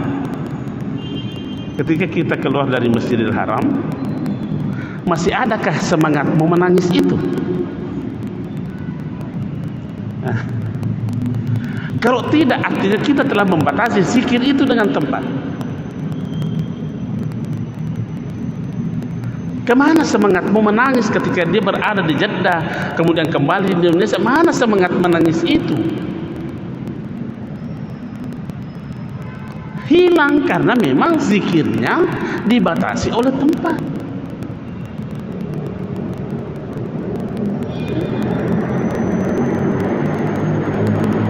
Ketika ia berada di dalam masjid seperti ini, wah khusyuk. Setelah keluar dari masjid ini, mabung kira sih.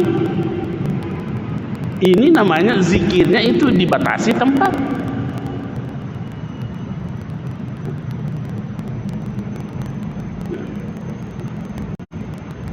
Ketika umpamanya bulan Ramadan, itu tadi tempat. Sekarang waktu. Ketika bulan Ramadan, kita syukur karena melihat semangat kita untuk melakukan amalan-amalan kebajikan, baik yang fardu ataupun yang sunnah, sungguh sangat tinggi untuk melakukan amalan-amalan. Tentu itu didorong oleh pusat kesadaran kita, karena Allah kita jadikan sebagai pusat kesadaran. Konsentrasi kita penuh di situ. Tapi setelah berlalu bulan Ramadan, kemana semangat itu? Masih seperti itu kesemangat itu. Itu artinya zikir kita, pusat kesadaran kita kepada Allah dibatasi dengan waktu. Nah, makanya guru daripada penulis kitab ini mengatakan, wa zikru ruknun kawiyun fi tariqil haqqi subhanahu wa ta'ala. Zikir itu adalah rukun. Apa namanya rukun? Rukun itu adalah tidak sah tanpa itu. Tidak sah tanpa itu. Kalau rukun, apa rukunnya meja ini? Kaki. Kalau tidak ada kakinya,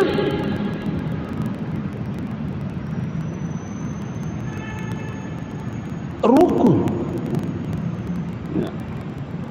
Dia katakan di situ, wa zikru ruknun kawiyun fi tariqil haqq.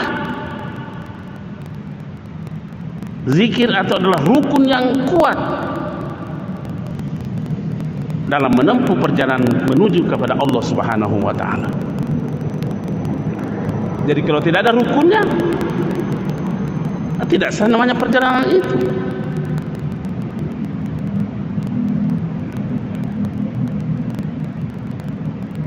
Bahkan dia berkata di sini, bal huwa al-umdatu fi hadzal tariq. Bahkan dia dalam menjadi penopang utama, al-umdah, pegang tiang yang utama dalam perjalanan itu.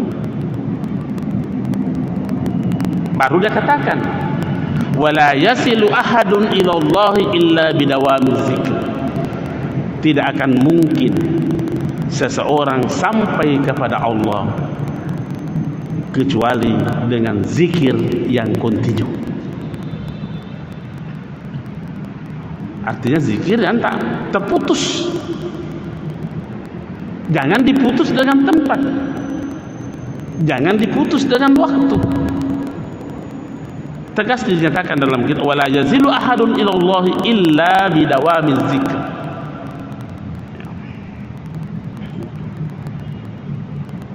Nah, seperti itu pernyataan Abu Ali Ad-Daqqaq ini, Syekh Abu Ali Abdul Ad-Daqqaq, sebagai salah seorang ulama sufi terbesar.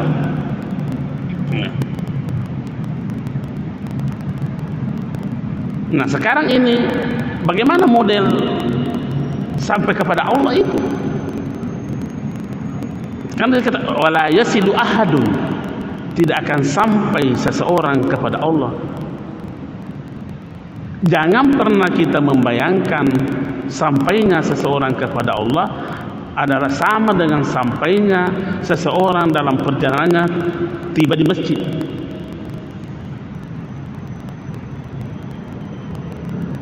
Jangan juga pernah membayangkan yang namanya sampai ini kepada Allah adalah sama sampainya akal terhadap apa yang dia ketahui. Jangan juga pernah kita membayangkan sampainya kita kepada Allah sama sampainya perasaan kita kepada yang kita rasakan. Karena kalau seperti itu, apa bedanya kita dengan membuat Tuhan? Karena yang dibentuk oleh akal pikiran, yang dicapai oleh akal pikiran, yang dicapai oleh perasaan, yang dicapai oleh angan-angan adalah sesuatu.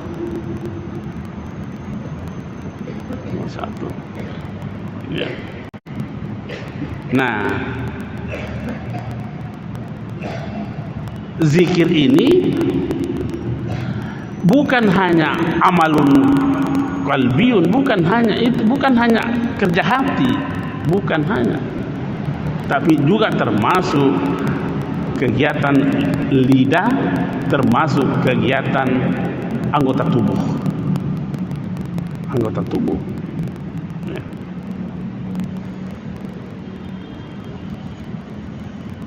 Apa itu zikir? Tadi kita telah katakan, tetapi dalam kitab ini salah seorang ulama ditanya tentang zikir. Wa su'ila al-Wasiti an zikri. Seorang ulama namanya Al-Wasiti ditanya tentang zikir. Faqala, maka beliau mengatakan, al-khuruju min maidanil ghaflati ila qada'il musyahadah ala ghalbatil khawfi wa syiddatil hubbi lahu. Apa artinya itu? Al-khuruj min maidanil ghaflati, kita mampu melepaskan diri dari kelalaian. Kita mampu melepaskan diri dari kelalaian dalam penyaksian kita terhadap Allah Subhanahu wa taala.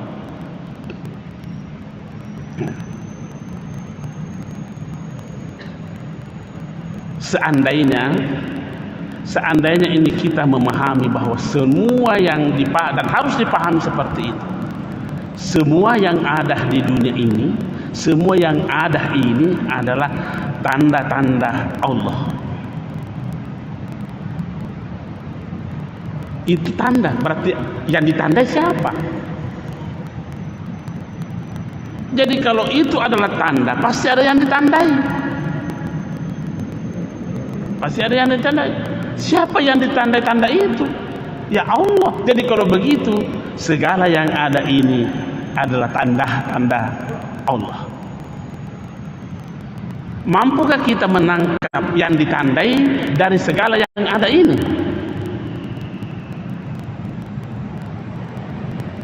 Ketika kita lalai menangkap yang ditandai dari tanda, nah itu kita berarti kita tidak keluar dari kelalaian terhadap apa yang kita saksikan.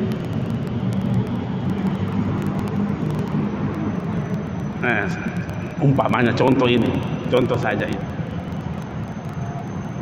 Air.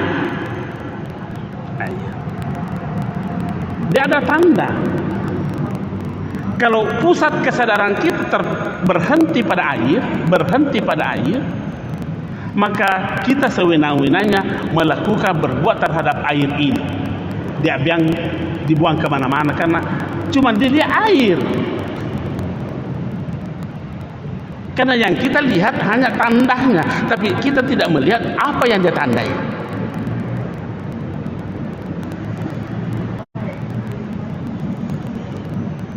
Ini tanda. Tapi kapan kita berhenti kesadaran kita ke air ini, maka seenaknya kita buang-buang itu air. Tetapi ketika orang itu mampu menangkap yang ditandai dari tanda ini, biar setetes air pun tidak akan berani membuang-buangnya. Karena bukan air yang dia lihat, yang ditandai.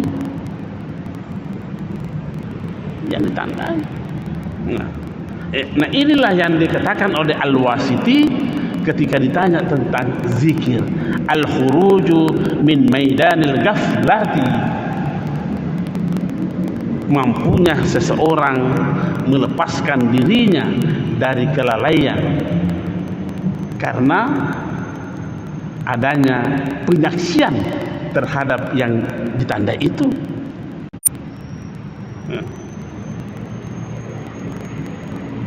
Nah, sejalan dengan itu dikatakan dalam kitab ini, man zakarallaha ta'ala zikran alal haqiqah,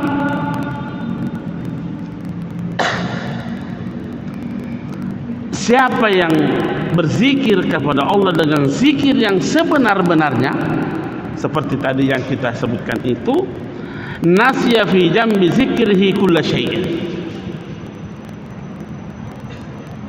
maka dia akan melupakan segala sesuatunya. Melupakan segala sesuatunya. Bukan berarti hilang dari pemahaman kita terhadap sesuatu itu. Seperti ini. Kembali lagi kita berikan contoh. Ini di air ini. Nasinya kita tidak berpikir terhadap air itu, sekalipun air itu di depan kita. Tapi yang menjadi pusat kesadaran kita adalah yang ditandai oleh air itu. Persis dengan malaikat dan iblis cara berpikirnya. Iblis tidak sujud ke Adam karena kesadarannya hanya terfokus kepada Adam. Terfokus kepada Adam. Malaikat jadi sujud ke Adam karena bukan kepada Adam pusat kesadarannya. Sekalipun tetap ada Adam dalam dirinya, malaikat itu, tapi tidak ada. Ini namanya adah dalam tiadanya dan tiada dalam adahnya. Nah, ini orang yang tidak menekuni tasawuf kata imam bicara perok sia-sia loh, bid'ah sih ya.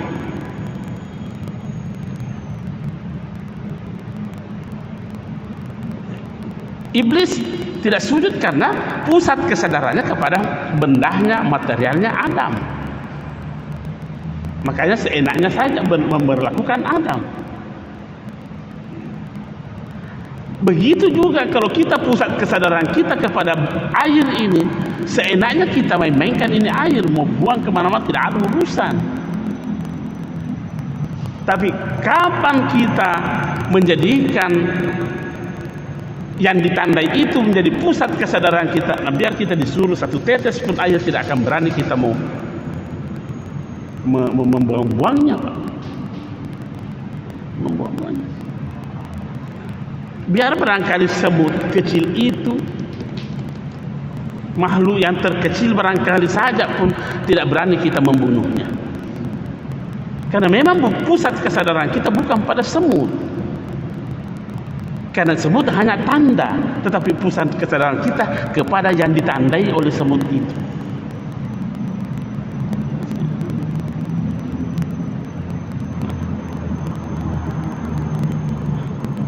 Jadi jangan semena-mena ada semut lewat, pecok si mati sih. Itulah salah satu sehingga kita disyariatkan mengucapkan Bismillahirrahmanirrahim ketika kita mau menghilangkan nyawanya makhluk-makhluk Allah. Binatang itu disembelih, Bismillahirrahmanirrahim. Kita minta izin kepada Allah, jangan berbuat seenaknya.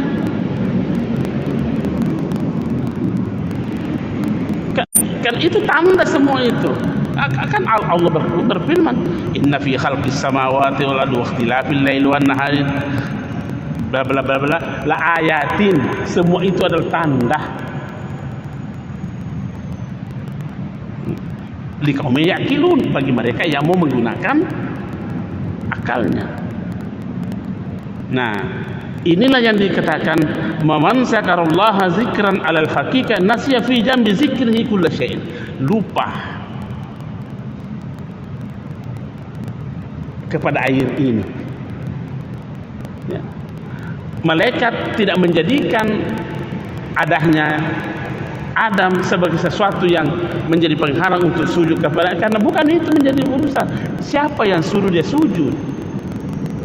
Adam itu tanda, berarti yang ditandai itulah yang dilihat oleh malaikat. Itu namanya zikir menurut dalam kitab ini. Nah, kemudian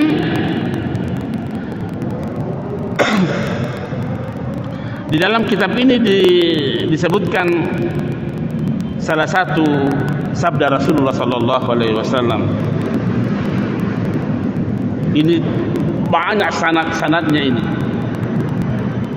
Ya, banyak sanad-sanadnya ini supaya diyakini sepenuhnya bahwa ini bukan hadis yang dibikin-bikin oleh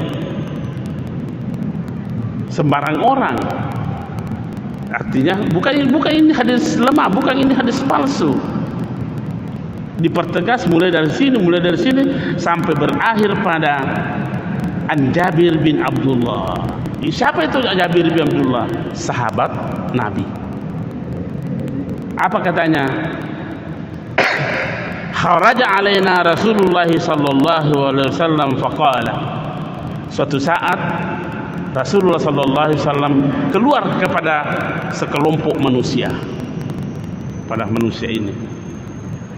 Apa dia katakan? Ya ayuhan nas, wahai manusia semua, irta'u fi radil jannah, bergegaslah anda memasuki taman-taman surga.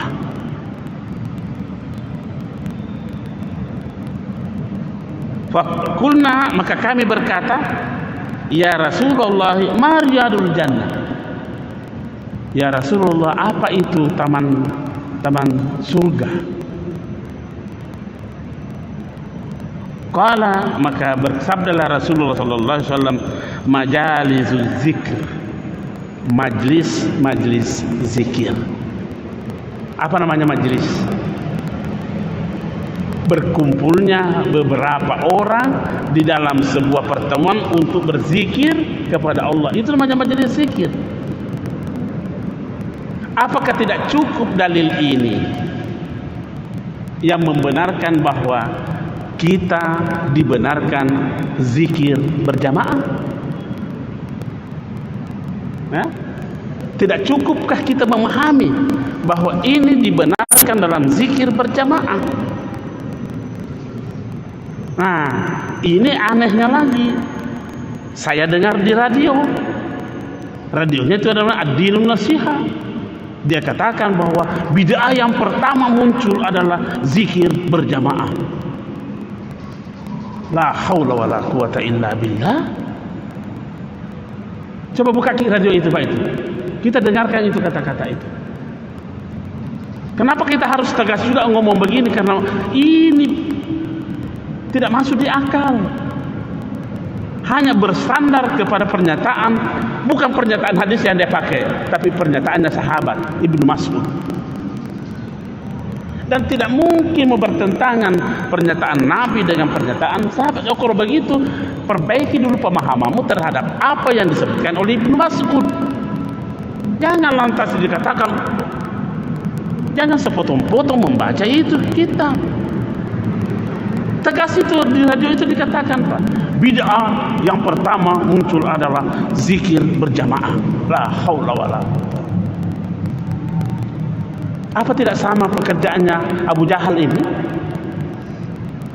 Artinya kalau begitu kan melarang orang zikir berjamaah. Kalau dikatakan begitu, karena kita takut, dia katakan berarti melarang.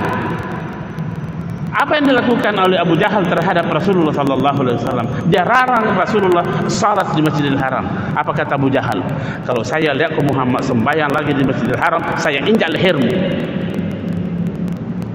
Melarang kan? Jadi kalau begitu ada yang melarang yang apa yang dibenarkan oleh Rasulullah, apa namanya ini? Pemikiran Abu Jahal. Pemikiran Abu Jahal. Nah, ini hadisnya. Apakah tidak cukup kita memahami hadis ini bahwa inilah hadis yang membenarkan adanya zikir berjamaah. Jabir bin Abdullah sahabat Nabi mengatakan, haraja alaina, Nabi pernah mendatangi kami dan berkata, ya ayuhan nas, wahai manusia semua, bergegaslah kamu masuk dalam Raudatul Jannah. Apa itu? Taman-taman surga. Sahabat pada bertanya, apa itu taman surga? Majlis. Bisakah dikatakan majlis kalau satu orang? Saya tanya dulu. Bisakah dikatakan itu majlis kalau hanya satu orang yang berzikir? Jadi bagaimana orang yang memahami? Jangan terlalu gampang. Jangan karena kita tidak memahaminya lantas kita menyalahkan. Akal kita belum sampai di situ.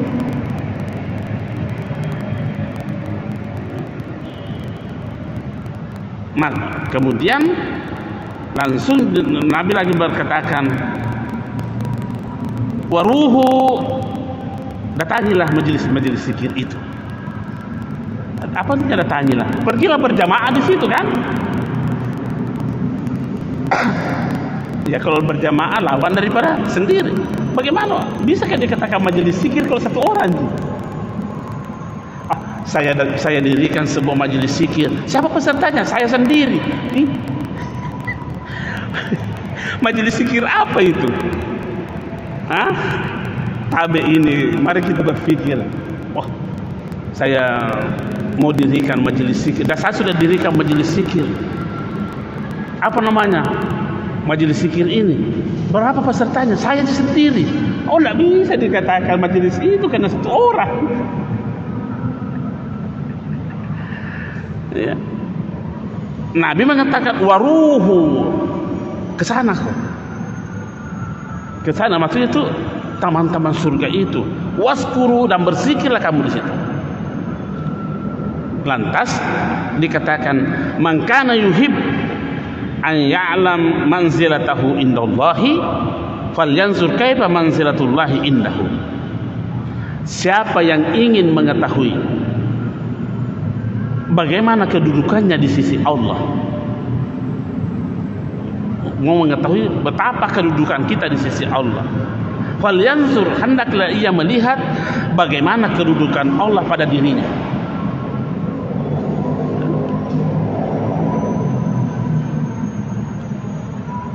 Saya ulangi, Nabi mengatakan siapa yang ingin mengetahui bagaimana kedudukannya di sisi Tuhannya, di sisi Allah, maka hendaklah ia mengetahui bagaimana kedudukan Allah pada dirinya. Jadi kita sudah bisa ini menerka-nerka, kalau saya seperti ini kedudukanku di sisi Allah, karena begini kedudukan Allah pada diri saya.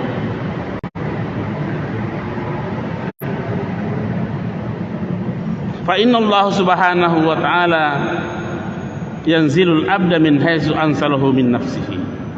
Karena sesungguhnya Allah subhanahu wa ta'ala, katanya di sini yanzil, turun, tapi itu bukan turun seperti bersama dengan hambanya, seperti hanya bagaimana hamba itu bersama dengan Tuhannya. Seperti apa kita memposisikan Tuhan, seperti itu juga posisi kita di Allah. Nah, lebih lanjut dikatakan wa min khasaiziz zikir, keistimewaan zikir itu adalah, karakteristik zikir ini adalah annahu ghairu muwakkatin. Zikir itu ghairu muwakkat, tidak boleh dibatasi dengan waktu, tidak boleh. Jadi saya pernah berkhutbah menyatakan salah satu kegiatan manusia yang tidak boleh ada kata berhenti adalah zikir. Tidak boleh, karena dia menjadi rukun kehidupan. Tapi itu istilah saya, boleh salah, boleh benar. Ya. Kalau kita mengatakan tidak cocok pendapatmu, rusak, tinggalkan saja, tidak apa-apa. Karena bukannya rukun iman yang ketujuh yang harus dipercaya, bukan. Cuma saya berkata begitu, bahwa salah satu yang tidak boleh berhenti pada manusia adalah zikir, karena ia adalah rukun daripada kehidupan. Jadi kalau tidak ada zikirnya, bagaimana hidupnya itu? Sepertinya hidupnya tidak sah, karena hanya bermodalkan nyawa saja.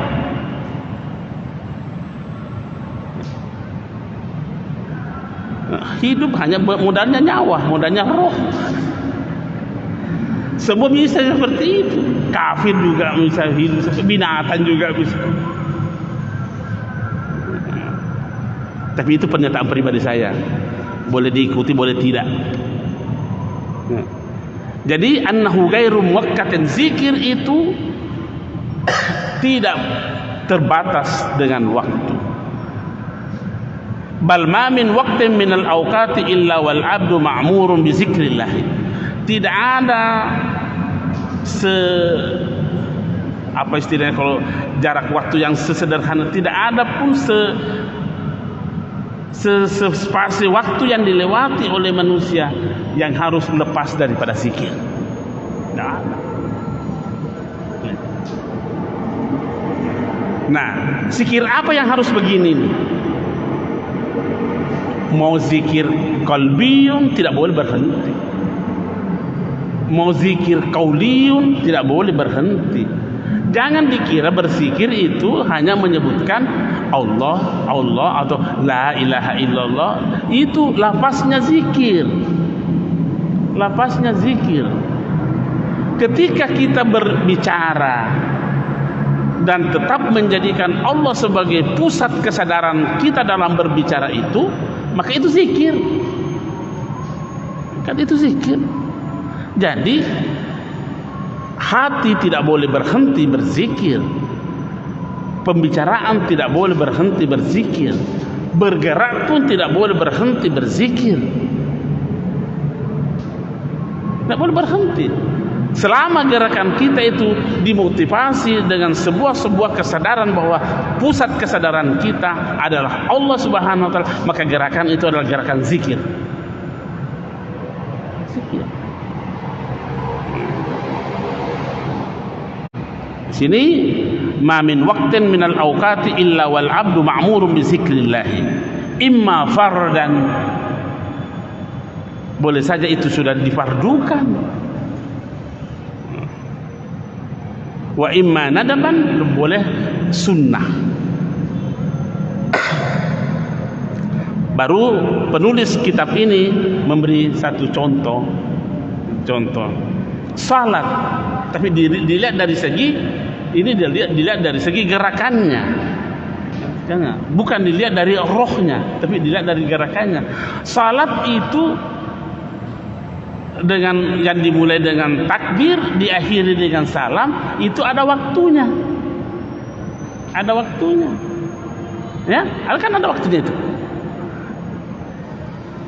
Tapi zikir yang tadi kita sebut, oh tidak ada waktu, tidak ada waktunya. Ya. Puasa dilihat dari segi pelaksanaannya, yang menahan minum, makan dan segala yang membatalkannya, mulai dari terbitnya fajar sampai terbenamnya matahari, ada waktunya. Tapi zikir yang kita maksudkan tadi itu tidak boleh dibatasi dengan waktu. Maka katakan di sini, wa zikru bil qalbi mustadamun fi umumil halat.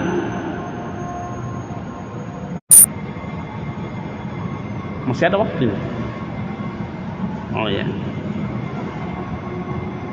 Nah, makanya penulis kitab ini menjadikan ayat ini sebagai dasar berfikirnya. Apa kata Allah? Alladzina yazkuruna Allaha qiyaman wa qu'udan wa ala junubihim, dan seterusnya di surah Ali Imran itu. Di sini yang disebutkan adalah situasi atau kondisi seseorang dalam kehidupannya secara umum. Manusia itu kalau tidak duduk Kalau tidak berdiri, ya duduk. Kalau tidak duduk, baring. Itu secara umum itu. Ya. Secara umum, kalau tidak baring, kalau tidak berdiri, duduk. Ya. Mau tudah masulekah, duduk ton namanya. Tudah matahiyah, duduk ton namanya. Mau tudah mapasilojo, duduk juga namanya. Mau duduk maceking, duduk juga namanya. Ya. Cuma ini kondisi umum yang diterangkan. Berdiri, mau berdiri dengan miring, berdiri juga namanya. Mau berdiri dengan bungkuk, berdiri juga namanya. Begitu juga baring. Mau baring dengan mapas langga-langga aja, mapas cincin, tetap saja namanya berbaring. Jadi kalau begitu, makanya kitab ini mengatakan tidak boleh dibatasi oleh waktu.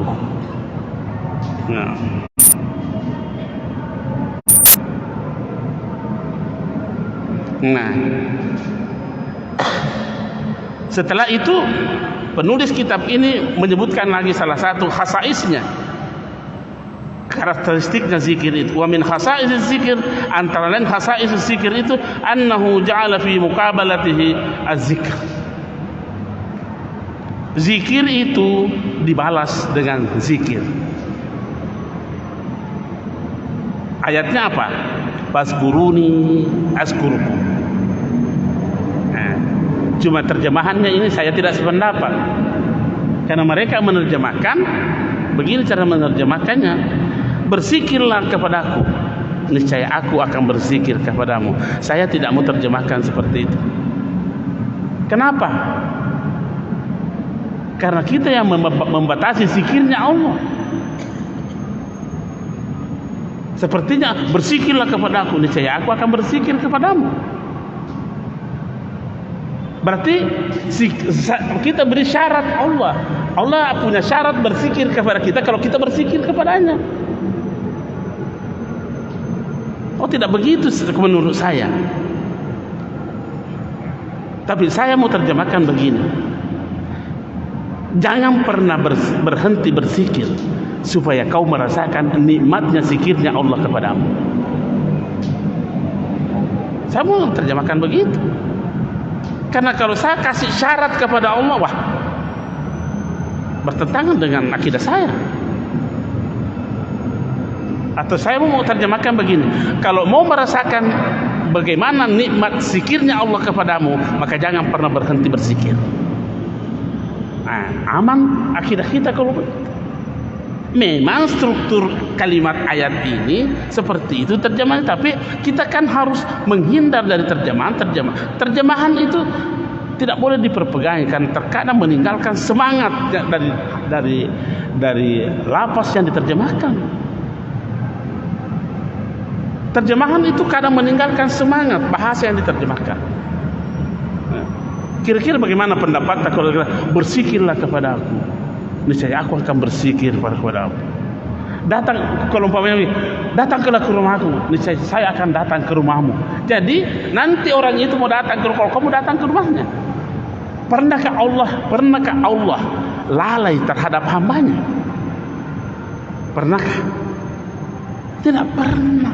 Oh, jadi kalau begitu jangan membuat kita lalai kepada Allah. Allah tidak pernah lalai. Jadi kita ini mau merasakan nikmatnya zikirnya Allah, maka jangan pernah berhenti berzikir. Sekian dan terima kasih. Wassalamualaikum warahmatullahi wabarakatuh. Ini masih panjang bab zikir ini. Maghrib yang dirahmati oleh Allah Subhanahu wa taala. Alhamdulillah, pada kesempatan yang mulia ini kita berkenan duduk bersama untuk berupaya lebih memahami daripada makna kehidupan kita. Tentu dengan pendekatan tasawuf,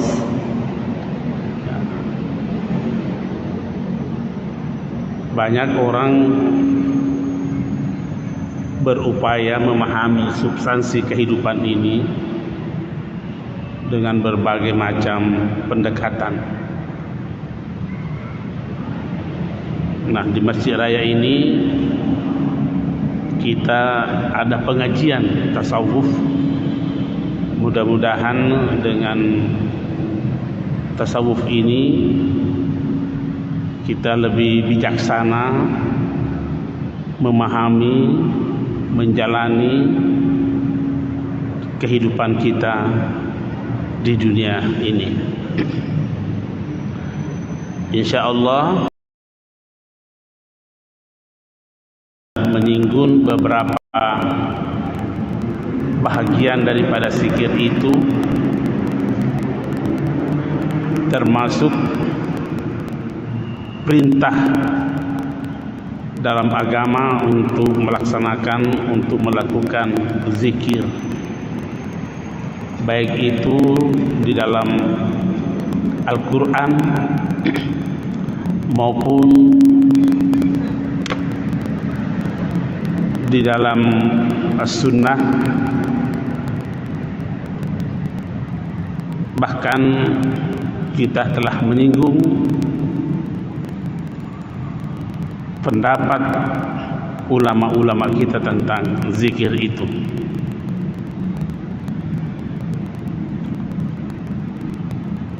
Salah satu pendapat yang kita baca pertemuan kita yang lalu, yaitu pernyataan dari Al-Ustaz Abu Ali Ad-Daqqaq. Siapa itu Abu Ali Ad-Daqqaq? Abu Ali Ad-Daqqaq ini adalah guru daripada penulis kitab ini. Guru daripada penulis kitab ini. Kitab ini sudah 1007 tahun yang lalu ditulis ini kitab. 1007 tahun. Tentu yang kita baca ini adalah cetakan baru. Tidak mungkin mau baca cetakan pertamanya. Dan ini kitab ini dipakai di negara-negara Islam yang lainnya, kecuali di Mekah, di Saudi. Kenapa? Karena di sana berkembang paham Wahabi. Satu-satunya negara yang tidak membahas, mempelajari tasawuf adalah Saudi. Karena memang paham keagamaannya adalah aliran Wahabi. Nah, sehingga terkadang kita mendengarkan ucapan-ucapan di Indonesia ini yang cenderung bahkan secara nyata-nyata menolak namanya tasawuf.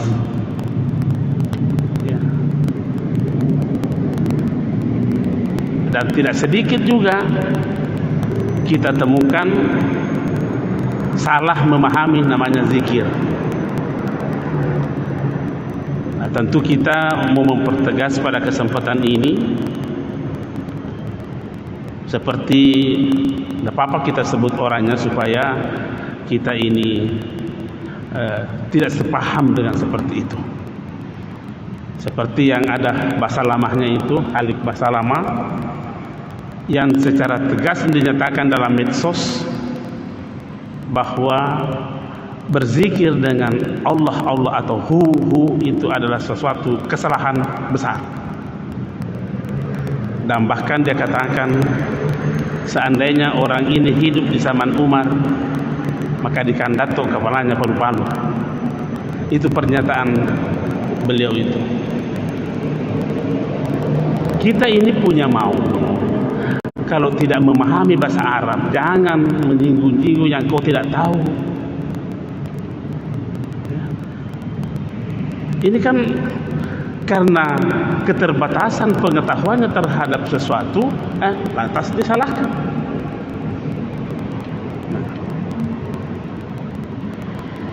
Memang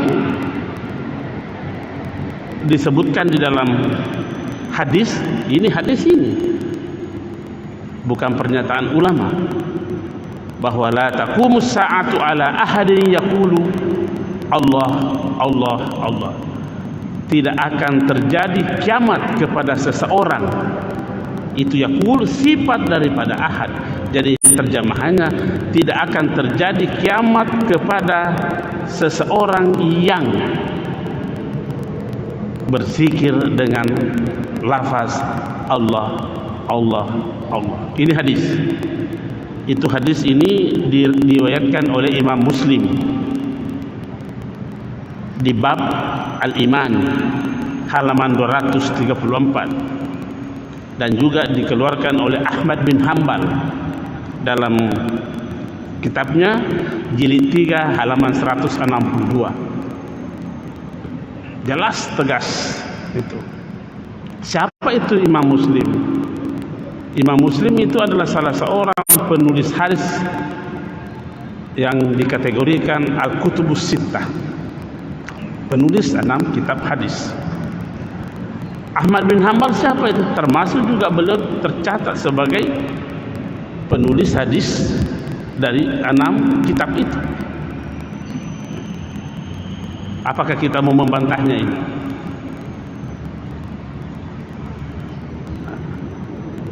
Lebih jauh lagi dikatakan la taqumus sa'atu hatta la yuqala fil ardi Allah Allah. Terjemahan bebasnya ini, selagi masih ada yang berzikir dengan Allah Allah, tidak akan kiamat dunia.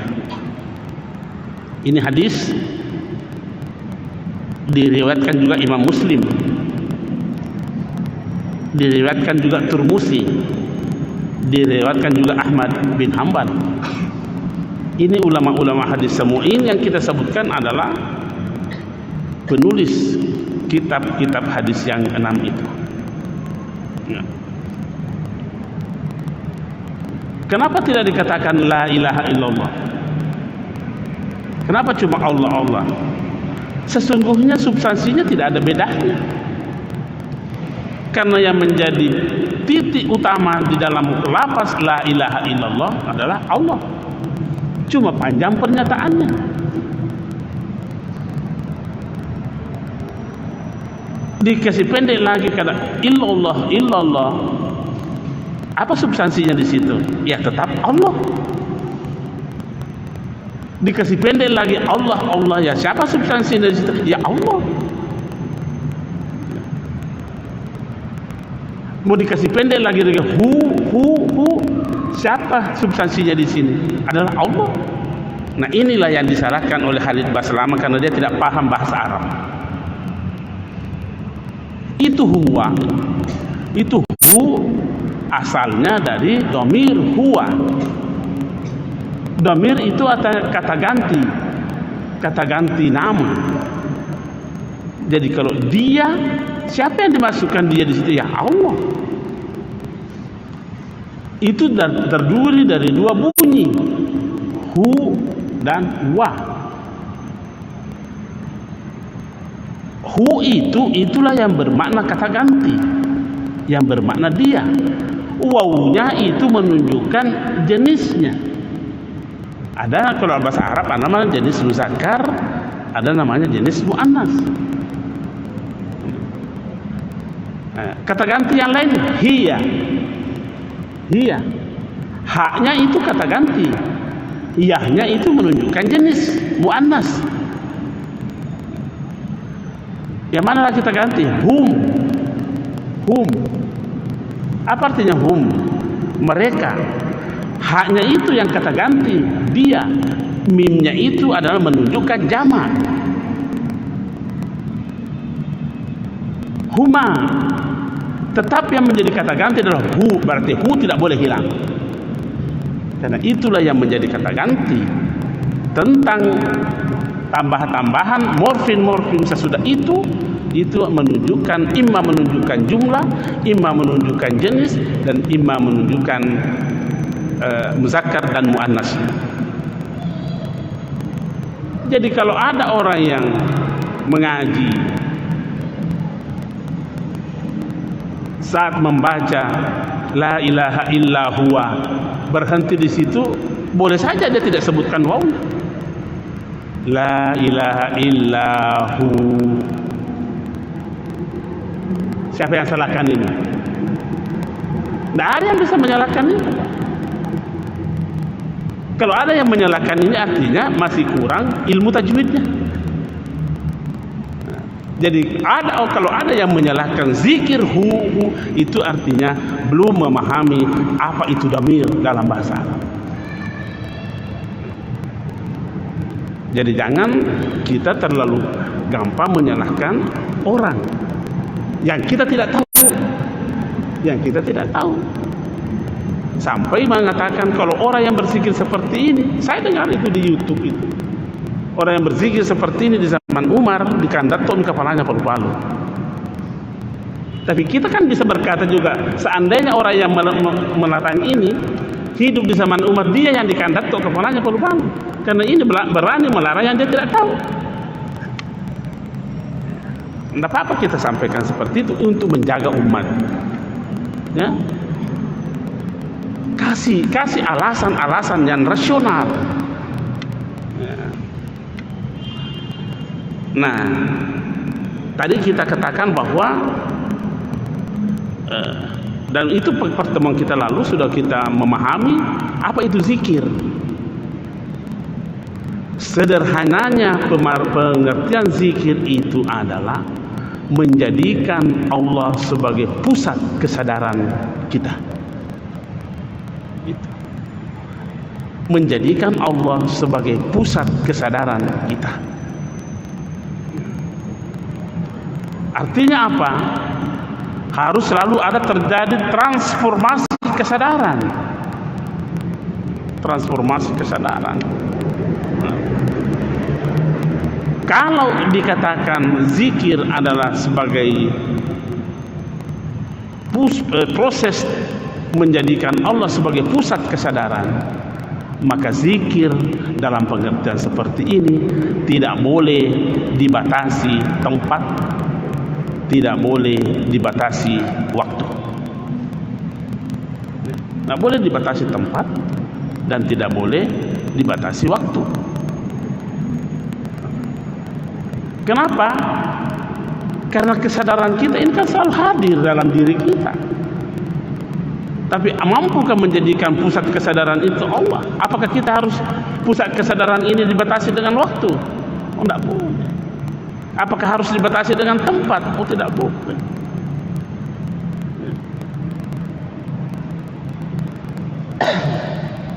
Kita memberi ilustrasi. Saya kira kita belajar terhadap apa yang kita alami sendiri. Kalau kita ke Mekah, sempat ke Raudah, kita tidak tahu kenapa menangis, tidak tahu apa penyebabnya. Ini tangis apa ini? Tangis apa itu ketika berada di Raudah mendekat dengan makam Rasulullah, ada di Masjidil Haram, keluar tangis. Kita tidak tahu tangis apa ini. Ya tentu adalah semangat ibadah di situ. Nah, ketika kita keluar dari Masjidil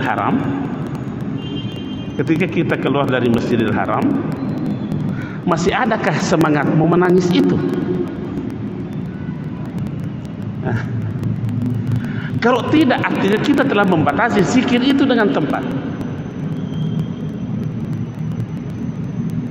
Kemana semangat mau menangis ketika dia berada di Jeddah, kemudian kembali di Indonesia? Mana semangat menangis itu? Hilang karena memang zikirnya dibatasi oleh tempat.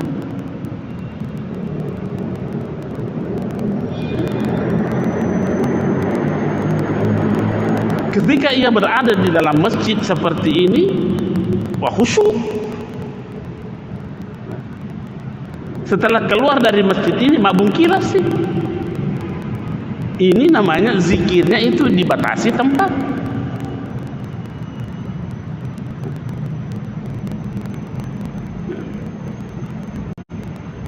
Ketika umpamanya bulan Ramadan, itu tadi tempat, sekarang waktu. Ketika bulan Ramadan, kita syukur karena melihat semangat kita untuk melakukan amalan-amalan kebajikan, baik yang fardu ataupun yang sunnah, sungguh sangat tinggi untuk melakukan amalan-amalan. Tentu itu didorong oleh pusat kesadaran kita, karena Allah kita jadikan sebagai pusat kesadaran. Konsentrasi kita penuh di situ. Tapi setelah berlalu bulan Ramadan, kemana semangat itu? Masih seperti itu kesemangat itu. Itu artinya zikir kita, pusat kesadaran kita kepada Allah dibatasi dengan waktu. Nah, makanya guru daripada penulis kitab ini mengatakan, wa zikru ruknun kawiyun fi tariqil haqqi subhanahu wa ta'ala. Zikir itu adalah rukun. Apa namanya rukun? Rukun itu adalah tidak sah tanpa itu. Tidak sah tanpa itu. Kalau rukun, apa rukunnya meja ini? Kaki. Kalau tidak ada kakinya,